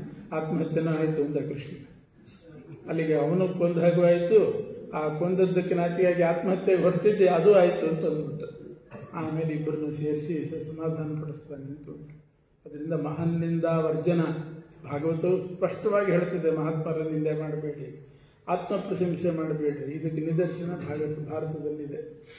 ಆತ್ಮ ಪ್ರಶಂಸಾ ವರ್ಜನ ಅಂತ ಒಂದು ಪ್ರಕರಣ ಮಾಡಿದ್ದಾರೆ. ಇದಾದ ಮೇಲೆ ಇಂದ್ರಿಯ ಜಯ ಪ್ರಕರಣ. ಇಂದ್ರಿಯಗಳನ್ನು ಗೆಲ್ಲಬೇಕು. ಇಂದ್ರಿಯ ಗೆಲ್ಲೋದು ಬಹಳ ಕಷ್ಟ. ಏನು ಮಾಡಬೇಕು ಇಂದ್ರಿಯ ಗೆಲ್ಲೋದು ಅಂದರೆ ಏನರ್ಥ? ಯಾರೋ ಒಬ್ಬ ರಾಜ ಇದ್ದಂತೆ, ಇಂದ್ರಿಯ ಗೆಲ್ಲಬೇಕು ಅಂತ ಹೇಳಿದ್ದಕ್ಕೆ ಅವನು ಬಿಲ್ಲು ಬಾಣ ತಗೊಂಡು ಆ ಬಾಣವನ್ನು ಕಣ್ಣಿಗೆ ಚುಚ್ಚಿಕೊಳ್ಳೋದು, ಕಿವಿಗೆ ಚುಚ್ಚಿಕೊಳ್ಳೋದು ಮಾಡಲಿಕ್ಕೆ ಶುರು ಮಾಡಿದ. ಇಂದ್ರಿಯ ಗೆಲ್ಲಬೇಕಲ್ಲ. ಇಂದ್ರಿಯ ಗೆಲ್ಲೋದು ಅಂದ್ರೇನು? ಇಂದ್ರಿಯಗಳಿಗೇನೆ ಹೊಡ್ಕೊಳ್ಳೋದು, ಈ ಬಾಣ ಚುಚ್ಚೋದು ಮಾಡಿದ. ಇದೆಲ್ಲ ಇಂದ್ರಿಯ ಜಯ ಅಂದರೆ ಹೀಗಲ್ಲ. ಇಂದ್ರಿಯ ಜಯ ಅಂತಂದರೆ ಇಂದ್ರಿಯಗಳು ಭೋಗ ಸಾಮಗ್ರಿ ಕಡೆ ಹೋಗ್ತವೆ, ಆಸೆ ಬರ್ತದೆ. ಆ ಭೋಗ ಸಾಮಗ್ರಿಗೂ ವಿಷಯ ಪದಾರ್ಥಕ್ಕೂ ಸನ್ನಿಧಾನ ಇಲ್ಲದೆ ಇದ್ದಂಗೆ ಮಾಡೋದೇ ಇಂದ್ರಿಯ ಜಯ. ಇಂದ್ರಿಯ ಗೆಲ್ಲಬೇಕು, ನಾಲಿಗೆ ಗೆಲ್ಲಬೇಕು ಅಂದರೆ ಅರ್ಥ ಏನು? ನಾಲಿಗೆ ಗೆಲ್ಲಬೇಕು ಅಂತಂದರೆ, ಹೌದು, ನಾಲಿಗೆ ಗೆಲ್ಲಬೇಕು. ಏಕಾದಶಿ ದಿವಸ ನಾಲಿಗೆ ಗೆಲ್ಲಬೇಕು. ಒಳ್ಳೆ ಪದಾರ್ಥ ಕಣ್ಣೆದುರಿಗೆ ಇಟ್ಕೊಂಡು ನಾಲಿಗೆ ಗೆಲ್ಲು ಅಂದರೆ ಆಗ್ತದೆ. ಒಂದು ಮಗುವಿಗೆ ಪಾಯಸ ಗೀಸ ಎಲ್ಲ ಬಡಿಸಿಬಿಟ್ಟು ಸ್ವಲ್ಪ ಕಂಟ್ರೋಲ್ ಮಾಡ್ಕೊ ನಾಲಿಗೆಯನ್ನು. ಗೋವಿಂದ ಹಾಕಿದ ಮೇಲೆ ನೀನು ತಿನ್ನಬೇಕು, ಅಲ್ಲಿವರೆಗೆ ತಿನ್ನಬೇಡ ಅಂತ ಎಷ್ಟು ನಿರ್ಬಂಧ ಮಾಡಿದ್ರು, ಗೋವಿಂದ ಹಾಕೋದ್ರೊಳಗಡೆ ದೊಡ್ಡ ದೊಡ್ಡ ಆಚಾರ್ಯರು ಆಪೋಷಣ ತಗೊಳ್ಳೋದ್ರೊಳಗೆ ಮಗು ತಿಂದಾಗಿರ್ತದೆ ಪಾಯಸ. ಅದು ಹೆಂಗೆ ತಿಂದಿರ್ತದೆ. ಎಲ್ಲರ ಕಣ್ಣು ತಪ್ಪಿಸಿ ತಿಂದ್ಬಿಡ್ತದೆ. ಇಂದ್ರಿಯ ಜಯ ಮಾಡಬೇಕಾದ್ರೆ ಏನು ಮಾಡಬೇಕು? ಬಡಿಸ್ಬಾರ್ದು. ಮೊದಲೇ ಬಡಿಸಿಟ್ಟು ಇಂದ್ರಿಯ ಗೆಲ್ಲು ಅಂತಂದರೆ ಹೇಗೆ? ಬೆಣ್ಣೆ ತಗೊಂಡು ಬೆಂಕಿ ಹತ್ತಿರ ಇಟ್ಟು ಕರಗಬೇಡ ಅಂದ್ರೆ ಸಾಧ್ಯನಾ? ಬೆಣ್ಣೆ ಕರಗಕೂಡ್ದು ಅಂತಂದರೆ ಬೆಂಕಿ ಹತ್ತಿರ ಇಡಬಾರ್ದು ಅಷ್ಟೇ. ಫ್ರಿಜ್ಜಲ್ಲಿ ಇಟ್ಬಿಟ್ರೆ ಅದೇನು ಕರಗಲ್ಲ. ಬೆಂಕಿ ಹತ್ತಿರ ಇಟ್ಬಿಟ್ಟು ನೀನು ಕರಗಬೇಡ ಅಂತಂದ್ರೆ ಎಲೆ ಚೆನ್ನಾಗಿ ಬಡಿಸಿ ಚಕ್ಕುಲಿ ಅದು ಇದು ಎಲ್ಲ ಬಡಿಸಿಬಿಟ್ಟು ನಾಲಿಗೆ ಕಂಟ್ರೋಲ್ ಮಾಡ್ಕೋ, ಇಂದ್ರಿಯ ನಿಗ್ರಹ ಮಾಡ್ಕೋ ಅಂದ್ರೆ ಸಾಧ್ಯನಾ? ವಿಷಯ ಪದಾರ್ಥಕ್ಕೂ ಇಂದ್ರಿಯಗಳಿಗೂ ಸನ್ನಿಧಾನ ವರ್ಜನ ಅಂತ ವ್ಯಾಖ್ಯಾನ ಮಾಡ್ತಾರೆ. ವಿಷಯ ಪದಾರ್ಥ ಅಂದರೆ ಭೋಗ ಸಾಮಗ್ರಿ, ಇಂದ್ರಿಯ ಅಂದರೆ ನಮ್ಮ ಕಣ್ಣು ಇಂಥದ್ದೆಲ್ಲ, ಅದಕ್ಕೂ ಸನ್ನಿಧಾನ ಆಗಬಾರ್ದು. ಅದಕ್ಕೆ ಹಿಂದಿನವರು ದೂರ ಇರ್ತಿದ್ರು, ಕಾಡಿನಲ್ಲಿ ಇರ್ತಿದ್ರು. ಬ್ರಹ್ಮಚಾರಿಗಳು ಕಾಡಿನಲ್ಲಿದ್ದು ಓದ್ತಿದ್ರು. ಯಾಕೆಂದ್ರೆ ಅಲ್ಲಿ ಯಾವುದೂ ಸನ್ನಿಧಾನ ಇರೋದಿಲ್ಲ, ಏಕಾಂತದಲ್ಲಿ ಓದು. ಆವಾಗ ಸನ್ನಿಧಾನವೇ ಇರೋದಿಲ್ಲ, ಇಂದ್ರಿಯ ಜಯ ಸುಲಭ ಆಗಿಬಿಡ್ತದೆ. ಕಣ್ಣೆದುರುಗಡೆ ಇದ್ದುಕೊಂಡು ಇಂದ್ರಿಯ ಗೆಲ್ಲು ಅಂತಂದರೆ ಹೇಗೆ ಸಾಧ್ಯ? ಅದಾಗುವುದಿಲ್ಲ. ಅದಕ್ಕೆ ಇಂದ್ರಿಯದಿಂದ ಬಹಳ ದೂರ ಇಡಬೇಕು. ವಿಷಯ ಪದಾರ್ಥಗಳನ್ನು ಅದರ ಸಹವಾಸ ಬಿಡಬೇಕು, ಭೋಗ ಸಾಮಗ್ರಿಗಳ ಸಹವಾಸ ಬಿಡಬೇಕು. ಅದರ ಮಧ್ಯದಲ್ಲಿ ಕೂತುಕೊಂಡು ಇಂದ್ರಿಯ ಗೆಲ್ಲು ಅಂತಂದರೆ ಬಹಳ ಕಷ್ಟ. ಅದು ಇಂದ್ರಿಯ ಸಂಗಂ ತ್ಯಜೇತ ಮಿಥುನಂ ರತಿನಾಂ ಮುಮುಕ್ಷು. ಸಂಗಂ ತ್ಯಜೇತ, ಭೋಗ ಸಾಮಗ್ರಿಯ ಸಂಘವನ್ನು ಬಿಟ್ಟುಬಿಡಬೇಕು. ಅದರ ಸನ್ನಿಧಾನದಲ್ಲಿ ನಾವಿರಬಾರ್ದು. ಅದೇ ಆರಂಭದ ಉಪಾಯ ಇಂದ್ರಿಯ ಗೆಲ್ಲಬೇಕಾದ್ರೆ. ಅದಕ್ಕೆ ಸೌಭರಿ ಋಷಿಗಳ ಕಥೆನೂ ಮತ್ತೆ ಹೇಳ್ತಾರೆ. ಸೌಭರಿ ಋಷಿಗಳಿಗೇನಾಯಿತು? ಯಮುನಾ ನದಿಯಲ್ಲಿ ಮುಳುಗಿದ್ರು, ಕಣ್ಣು ಬಿಟ್ಟರು, ಮೀನಿನ ಜೋಡಿ ಕಣ್ಣಿಗೆ ಬಿತ್ತು. ಆ ಸನ್ನಿಧಾನ ಇದ್ದದ್ರಿಂದ ಬಿತ್ತು, ಇಲ್ಲದಿದ್ದರೆ ಆಗ್ತಿತ್ತು. ಅದರಿಂದ ಸಂಗಂ ತ್ಯಜೇತ, ವಿಷಯ ಪದಾರ್ಥಗಳ ಸಂಘವನ್ನು ಬಿಟ್ಬಿಡಬೇಕು. ಉಪವಾಸ ಮಾಡಬೇಕು ಅಂತ ಛಲ ಇತ್ತು ಅಂತಂದರೆ ಅವತ್ತಿನ ದಿವಸ ಯಾವ ಪದಾರ್ಥವನ್ನು ಮಾಡಲಿಕ್ಕೆ ಹೋಗಬಾರ್ದು. ಹೊರಗಡೆ ಕೂತಿರ್ತಾರೆ, ಒಳಗಡೆ ಏನೇನೋ ಕರೆಯೋದು, ಇಲ್ಲಿ ಮೂಗಿಗೆ ವಾಸನೆ ಹೊಡೆಯೋದು, ನೀ ಇಂದ್ರಿಯ ಜಯ ಮಾಡ್ಕೋ ಅಂದರೆ ಹೇಗೆ ಸಾಧ್ಯ? ಅವತ್ತು ಏನೂ ಪದಾರ್ಥಗಳು. ಮಂಗಗಳ ಉಪವಾಸ ಅಂತ ನಮ್ಮ ಸ್ವಾಮಿಗಳು ಒಂದು ಕಥೆ ಹೇಳ್ತಿದ್ರು. ನರರೆಲ್ಲ ಉಪವಾಸ ಮಾಡ್ತಾರಲ್ಲ, ಅದಕ್ಕೆ ವಾನರರು ಸೇರಿದ್ರಂತೆ ಒಂದು ಸಲ. ವಾನರಗಳೆಲ್ಲ ಅಂದರೆ ಕೋತಿಗಳು ಸೇರಿ, ನಮಗೂ ಮನುಷ್ಯರಿಗೂ ಬಹಳ ಹತ್ತಿರದ ಸಂಬಂಧ. ಮೊದಲು ವಾನರ, ಆಮೇಲೆ ನರ, ಅಷ್ಟೇ. ಮನುಷ್ಯರ ಹಾಗೆ ಇರ್ತಾರೆ, ಮಾತೊಂದು ಆಡೋದಿಲ್ಲ. ನಾವು ವಾನರರು, ಅವರು ನರರು. ನರರಿಗಿಂತ ನಾವೇನು ಕಡಿಮೆ ಅಲ್ಲ. ನಾವು ಏಕಾದಶಿ ಉಪವಾಸ ಮಾಡೋಣ, ದ್ವಾದಶಿ ಪಾಲನೆ ಮಾಡೋಣ ಅಂತೆಲ್ಲ ಒಂದು ಮೀಟಿಂಗ್ ಮಾಡಿದ್ವಿ. ಆಯಿತು ಅಂತ ಎಲ್ಲರ ಸರ್ವಾನುಮತದಿಂದ ಸ್ವೀಕಾರ ಆಗೋಯ್ತು ಏಕಾದಶಿ ಉಪವಾಸ. ಮರುದಿವಸಕ್ಕೆ ಏಕಾದಶಿ ಬಂತು. ಆಮೇಲೆ ಒಂದು ಕೋತಿ ಹೇಳ್ತಂತೆ, ಏಕಾದಶಿ ಉಪವಾಸ ಮಾಡೋದು ಎಷ್ಟು ಮುಖ್ಯನೋ ದ್ವಾದಶಿ ಪಾರಣೆನೂ ಅಷ್ಟೇ ಮುಖ್ಯ. ಎರಡು ಉಪವಾಸ ಮಾಡಿದ್ದು ಮುಗಿಲಿಲ್ಲ, ದ್ವಾದಶಿ ಪಾರಣೆ ಆಗಿಬಿಡ್ಬೇಕು, ಇಷ್ಟುಗಳಿಗೆ ಒಳಗೆ ಪಾರಣೆ ಆಗಬೇಕು ಅಂತ ಉಂಟು, ಮಾಡೋಣಂತೆ, ಅದಕ್ಕೇನು ಅಂತ ಆಯಿತು. ಇನ್ನೊಂದು ಕೋತಿ ಹೇಳ್ತು, ನಾಳೆ ಸಾಧನ ದ್ವಾದಶಿ ಅಂತ ಬೇರೆ ಹೇಳ್ತು. ಸಾಧನ ದ್ವಾದಶಿ ಅಂದರೆ ಬೇಗ ಆಗಬೇಕು, ದ್ವಾದಶಿಗಳಿಗೆ ಬಹಳ ಅಲ್ಪ ಇರ್ತದೆ, ಅಷ್ಟರೊಳಗೆ ಪಾರಣೆ ಆಗಬೇಕು, ಮಾಡೋಣಂತೆ ಅಂತ. ಆವಾಗ ಮತ್ತೊಂದು ಕೋತಿ ಹೇಳ್ತು, ಈ ಮನುಷ್ಯರು ಏಕಾದಶಿ ಉಪವಾಸ ಮಾಡಿದವರು ಏನು ಮಾಡಿರ್ತಾರೆ, ಏಕಾದಶಿನೇ ತರಕಾರಿ ಹೆಚ್ಚಿಟ್ಕೊಂಡಿರ್ತಾರೆ. ಯಾಕೆ ಮಾರನೇ ದಿನ ಸಾಧನ ದ್ವಾದಶಿ, ಅವತ್ತು ತರಕಾರಿ ಹೆಚ್ಚೋದು ಮಾಡುವಾಗ ಊಟ ಲೇಟಾಗಿ ಬಿಡ್ತದೆ, ದ್ವಾದಶಿ ಮೀರಿ ಹೋಗ್ತದೆ. ಅದಕ್ಕೆ ಹಿಂದಿನ ದಿವಸನೇ ನಾರು ತೆಗೆದು, ಬೀನ್ಸಿಂದೆಲ್ಲ ನಾರು ತೆಗೆದು, ಸಿಪ್ಪೆ ತೆಗೆದು ಎಲ್ಲ ರೆಡಿ ಮಾಡ್ಕೊಂಡಿರ್ತಾರೆ. ಇದ್ರಲ್ಲೇನೂ ರೆಡಿ ಆಗಿಬಿಟ್ಟಿರ್ತದೆ. ಮಾರನೇ ದಿವಸ ಹೊತ್ಸೋದು, ಪದಾರ್ಥ ಇಡೋದು ಅಷ್ಟೇ, ಎಲ್ಲ ರೆಡಿ ಮಾಡ್ಕೊಂಡಿರ್ತದೆ. ಏಕಾದಶಿ ಹರಿನಾಮ ಸಂಕೀರ್ತನೆ ಇಲ್ಲ, ಇದೇ ಜಾಸ್ತಿ. ಮರು ದಿವಸದ ಪಾಲನೆಗೆ ಬೇಕಾದ ಇದ್ಲು ವ್ಯವಸ್ಥೆ ರೆಡಿ ಇರ್ತದೆ. ಸೀಮೆಣ್ಣೆನೂ ಹಾಕಿಬಿಟ್ಟಿರ್ತಾರೆ ಕೆಲವರು. ಹಳೆ ಕಾಲಕ್ಕೆ ಹೇಳ್ತೀನಿ, ಈಗೆಲ್ಲ ಗ್ಯಾಸ್ ಬಂದ್ಬಿಟ್ಟಿದೆ. ಮಡಿ ಮಾಡೋರು ಸೀಮೆಣ್ಣೆನೂ ಹಾಕಿ ಇಟ್ಟುಬಿಟ್ಟಿರ್ತಾರೆ, ಮರು ದಿವಸ ಹೊತ್ತೋದು ಅಷ್ಟೇ ಬಾಕಿ. ಈಗ ನಾವು ಹಾಗೆ ಮಾಡೋಣ ಅಂತ ಕೋತಿಗಳು ತೀರ್ಮಾನ ಮಾಡಿದ್ವು. ಸರಿ, ನಮ್ಮ ಪಾರಣೆ ಅಂದರೆ ಏನು? ಬಾಳೆಹಣ್ಣಿನ ಪಾರಣೆ. ಕೋತಿಗಳಿಗೆ ಬಾಳೆಹಣ್ಣು ಬಹಳ ಇಷ್ಟ. ಬಾಳೆಹಣ್ಣಿನಿಂದ ಪಾರಣೆ ಮಾಡಬೇಕು. ಬಾಳೆಹಣ್ಣಿನ ಪಾರಣೆ ಮಾಡಬೇಕಾದ್ರೆ ಸಾಧನ ದ್ವಾದಶಿ ಇರೋದ್ರಿಂದ ಬೆಳಿಗ್ಗೆದ್ದು ಕತ್ತಲೆಯಲ್ಲಿ ಆ ಬಾಳೆಹಣ್ಣು ಹುಡುಕೋದು ಕಷ್ಟ. ಇವತ್ತೇ ಹೋಗಿ ಬಾಳೆ ತೋಟದಲ್ಲೇ ಮಾಡಿಬಿಡೋಣಂತೆ ಅಂತ ಬಾಳೆ ತೋಟದಲ್ಲೇ ಉಪವಾಸ ಮಾಡೋದು. ಇನ್ನೊಂದು ಕೋತಿ ಹೇಳಿತು, ಬೆಳಿಗ್ಗೆದ್ದು ಹುಡುಕೋದು ಕಷ್ಟ ಆಗ್ತದೆ, ಹೀಗೆ ಹಣ್ಣು ತೆಗೆದಿಟ್ಕೊಂಡ್ಬಿಡೋಣ, ನಾಳೆ ತಿಂದ್ರಾಯ್ತು ಅಂತ ಹಣ್ಣು ತೆಗೆದಾಯ್ತು. ಇನ್ನೊಂದು ಕೋತಿ ಹೇಳ್ತು, ಅವರೆಲ್ಲ ಮೊದಲೇ ಸಿಪ್ಪೆ ಬಿಡಿಸಿ ನಾರು ತೆಗೆದು ಎಲ್ಲ ಮಾಡಿರ್ತಾರೆ, ಅದರಿಂದ ನಾವು ಸಿಪ್ಪೆನೂ ತೆಗೆದಿಟ್ಕೊಂಡ್ಬಿಡೋಣ, ನಾಳೆ ಬಾಯಿಗೆ ಮಾತ್ರ ಹಾಕ್ಕೊಂಡ್ರಾಯ್ತು ಅಂತ ಸಿಪ್ಪೆನೂ ತೆಗೆದಾಯ್ತು. ಕೊನೆಗೆ ಇನ್ನೊಂದು ಕೋತಿ ಹೇಳ್ತು, ಮನುಷ್ಯರೆಲ್ಲ ನಾರು ಗೀರು ತೆಗೆದು ತರಕಾರಿದು ಸಿಪ್ಪೆ ಎಲ್ಲ ತೆಗೆದು ರೆಡಿ ಮಾಡಿಕೊಂಡು ಫ್ರಿಜ್ಜಲ್ಲಿ ಇಟ್ಟಿರ್ತಾರೆ. ನಮಗೆ ಫ್ರಿಜ್ ಇಲ್ಲ, ನಾವು ದವಡೆಯಲ್ಲಿ ಇಟ್ಕೊಂಡಿರೋಣ, ಬೆಳಿಗ್ಗೆ ಎದ್ದು ಕೂಡಲೇ ನುಂಗಿಬಿಡೋದು ಅಷ್ಟೇ. ಇಷ್ಟು ಸುಲಭೋಪಾಯ ಅಂತ ಎಲ್ಲ ಕೋತಿಗಳು ತೀರ್ಮಾನ ಮಾಡಿ ಬಾಳೆ ತೋಟಕ್ಕೆ ಹೋಗಿ ಬೆಳಕಿನಲ್ಲೇ ಬಾಳೆಹಣ್ಣು ತೆಗೆದು ಸಿಪ್ಪೆನೂ ತೆಗೆದು ದವಡೆ ಒಳಗೆ ಇಟ್ಕೊಂಡುವಂತೆ ಅವತ್ತೇ ದ್ವಾದಶಿ ಬಂದು ಹೋಯ್ತು ಅಷ್ಟೇ. ಮತ್ತೆ ಮರುದಿವಸ ತನಕ ಕಾಯೋದಿಲ್ಲ. ಯಾಕೆ ದವಡೆಯಲ್ಲಿ ಇಟ್ಟುಕೊಂಡು ನೀನು ನುಂಗಬೇಡ ಅಂತಂದ್ರೆ ಹೇಗೆ ಸರ್? ಅದಕ್ಕೆ ಸಂಗಂ ತ್ಯಜೇತ ಮಿಥುನವು ರತಿನಾಮ ಮುಕ್ಷು. ಸಂಘ ಬಿಡಬೇಕು. ಜೊತೆಗಿತ್ತು ಅಂತಂದ್ರೆ ಅದು ಮನಸ್ಸು ಕೇಳೋದಿಲ್ಲ. ಸರ್ವಾತ್ಮನಾನ ವಿಸೃಜೇತ್ ಬಹಿರಿಂದ್ರಿಯಾಣಿ ಏಕಶ್ಚರನ್ ರಹಸಿ ಚಿತ್ತಮನಂತ ಈಶೆ ಯುಂಜೀತ ತದ್ರತಿಷು ಸಾಧುಷು ಚೇತ್ ಪ್ರಸಂಗ. ಅದರಿಂದ ಏಕಾಕಿಯಾಗಿರ್ಬೇಕು. ಏಕಾಕಿಯಾಗಿರ್ಲಿಕ್ಕೆ ಸಾಧ್ಯ ಇಲ್ಲ ಅಂತಂದ್ರೆ ಸಾಧುಗಳ ಸಂಘದಲ್ಲಿರಬೇಕು. ಆದರೆ ಇಂಥವ್ರ ಸಂಘದಲ್ಲಿ ಮಾತ್ರ ಇರಬಾರ್ದು. ಎಲ್ಲಿದ್ದರೆ ಮನಸ್ಸು ಕೆಡ್ತದೋ ಅಂಥವ್ರ ಸಂಘದಲ್ಲಿ ಇರಕೂಡುದು. ಈ ಆಸೆ ಅಂತನ್ನೋದೊಂದು ರೋಗ ಇದ್ದ ಹಾಗೆ. ರೋಗ ಬಂದು ಕೂಡಲೇ ಚಿಕಿತ್ಸೆ ಮಾಡಿಬಿಡ್ಬೇಕು. ಸ್ವಲ್ಪ ತಡ ಮಾಡಿದರೆ ಅದು ಶತ್ರು ಆಗಿಬಿಡ್ತದೆ ನಮಗೆ. ಹಾಗೆ ಕಾಮ ಅಂತನ್ನೋದು ಕೃಷ್ಣ ಗೀತೆಯಲ್ಲೂ ಹೇಳಿದ್ದಾನೆ, ದೊಡ್ಡ ವೈರಿ ಅದು. ಕಾಮ ಆಸೆ ಅಂತನ್ನೋದು ದೊಡ್ಡ ಶತ್ರು ಮನುಷ್ಯನಿಗೆ. ಆ ಆಸೆಯನ್ನು ಮಾಡಿಕೂಡುದು. ಇದು ಇಂದ್ರಿಯ ಜಯ ಪ್ರಕರಣದಲ್ಲಿ ಹೇಳಿದ್ದಾರೆ. ಅಕಸ್ಮಾತ್ ವಿಷಯ ಪದಾರ್ಥಗಳಿದ್ದರೂ ಕೂಡ ವಿವೇಚನೆಯಿಂದ, ಸಣ್ಣ ಸಣ್ಣ ಹುಡುಗರಿಗೆ ಆಗೋದಿಲ್ಲ, ಸ್ವಲ್ಪ ದೊಡ್ಡವರಾದರೂ ವಿವೇಕದಿಂದಲಾದರೂ ತಡೆ ಹಿಡಿಬೇಕು. ಅದಕ್ಕೊಂದು ದೃಷ್ಟಾಂತ ಕೊಟ್ಟಿದ್ದಾರೆ ಪ್ರಹ್ಲಾದರಾಜರು. ಅವರು ಇಂದ್ರಿಯ ನಿಗ್ರಹದ ಬಗ್ಗೆ ಉಪದೇಶ ಮಾಡ್ತಾರೆ. ಗಾಯ ಆಗಿರ್ತದೆ ಅಥವಾ ಕಜ್ಜೆ ಆಗಿರ್ತದೆ, ಅದು ಒಣಗುವಾಗ ತುರಿಕೆ ಉಂಟಾಗ್ತದೆ. ಒಣಗುವಾಗ ಸ್ವಲ್ಪ ತುರಿಸ್ಬೇಕು ಅಂತ ಅನಿಸ್ತದೆ. ವಿವೇಕ ಇದ್ದವರು ಕಷ್ಟಪಟ್ಟು ಆ ನವೆಯನ್ನು ತಡ್ಕೋಬೇಕು. ತುರಿಸ್ಬೇಕು ಅಂತ ಅನಿಸ್ತದೆ ಅಂತ ತುರಿಸಿಬಿಟ್ಟ ಅಂತಾದರೆ ಆಮೇಲೆ ಏನು ಉರಿತದೆ ಯಾರಿಗೆ ಬೇಡ, ಉರಿಯೋದು ಅಸಾಧ್ಯ ಉರಿತದೆ. ಹಾಗೆ ಆಸೆ ಬಂತು ಅಂತಂದರೆ ಅದನ್ನು ಹತ್ತಿಕ್ಕದೇ ಇದ್ದರೆ, ತಡ್ಕೊಳ್ಳದೇ ಇದ್ದರೆ, ಅದನ್ನು ಪೂರೈಸಿಬಿಟ್ರೆ ಪರಿಣಾಮದಲ್ಲಿ ಬಹಳ ದುಃಖ ಅನುಭವಿಸಬೇಕಾಗ್ತದೆ. ಆದ್ದರಿಂದ ಅದನ್ನು ತಡೆ ಹಿಡಿಬೇಕು. ವಿವೇಕ ಇದ್ದವರು ತಡೆ ಹಿಡಿಬೇಕು.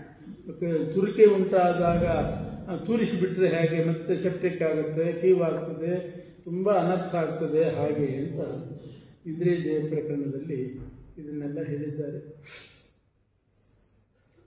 ಇಷ್ಟು ಇಂದ್ರಿಯ ಜಯ ಸಾಧನೆ ಮಾಡಿದ ಮೇಲೆ ಅಂದರೆ ಮಹಾತ್ಮರ ಸಮಾಗಮ ಆಗಬೇಕು, ಅವರ ಸೇವೆ ಮಾಡಬೇಕು, ಅವರನ್ನಿಂದ ಮಾಡಿಕೂಡುದು. ಆಮೇಲೆ ಇಂದ್ರಿಯ ಜಯ ಆತ್ಮ ಪ್ರಶಂಸೆ ಮಾಡಿಕೂಡುದು. ಇಂದ್ರಿಯ ಜಯವನ್ನು ಸಂಪಾದನೆ ಮಾಡಬೇಕು. ಇಷ್ಟು ಮಾಡಿದ ಮೇಲೆ ಅವನು ಬ್ರಹ್ಮೋಪದೇಶಕ್ಕೆ ಅರ್ಹನಾಗ್ತಾನೆ. ಏನು ಬ್ರಹ್ಮೋಪದೇಶ? ಅದು ಭಾಗವತದಲ್ಲೇ ಬಂದಿದೆ. ಅದನ್ನು ನಾಳೆ ದಿವಸ ಆ ಬ್ರಹ್ಮೋಪದೇಶ ಮಾಡಿದ್ದನ್ನು ಮುಂದುವರಿಸ್ತೀವಿ.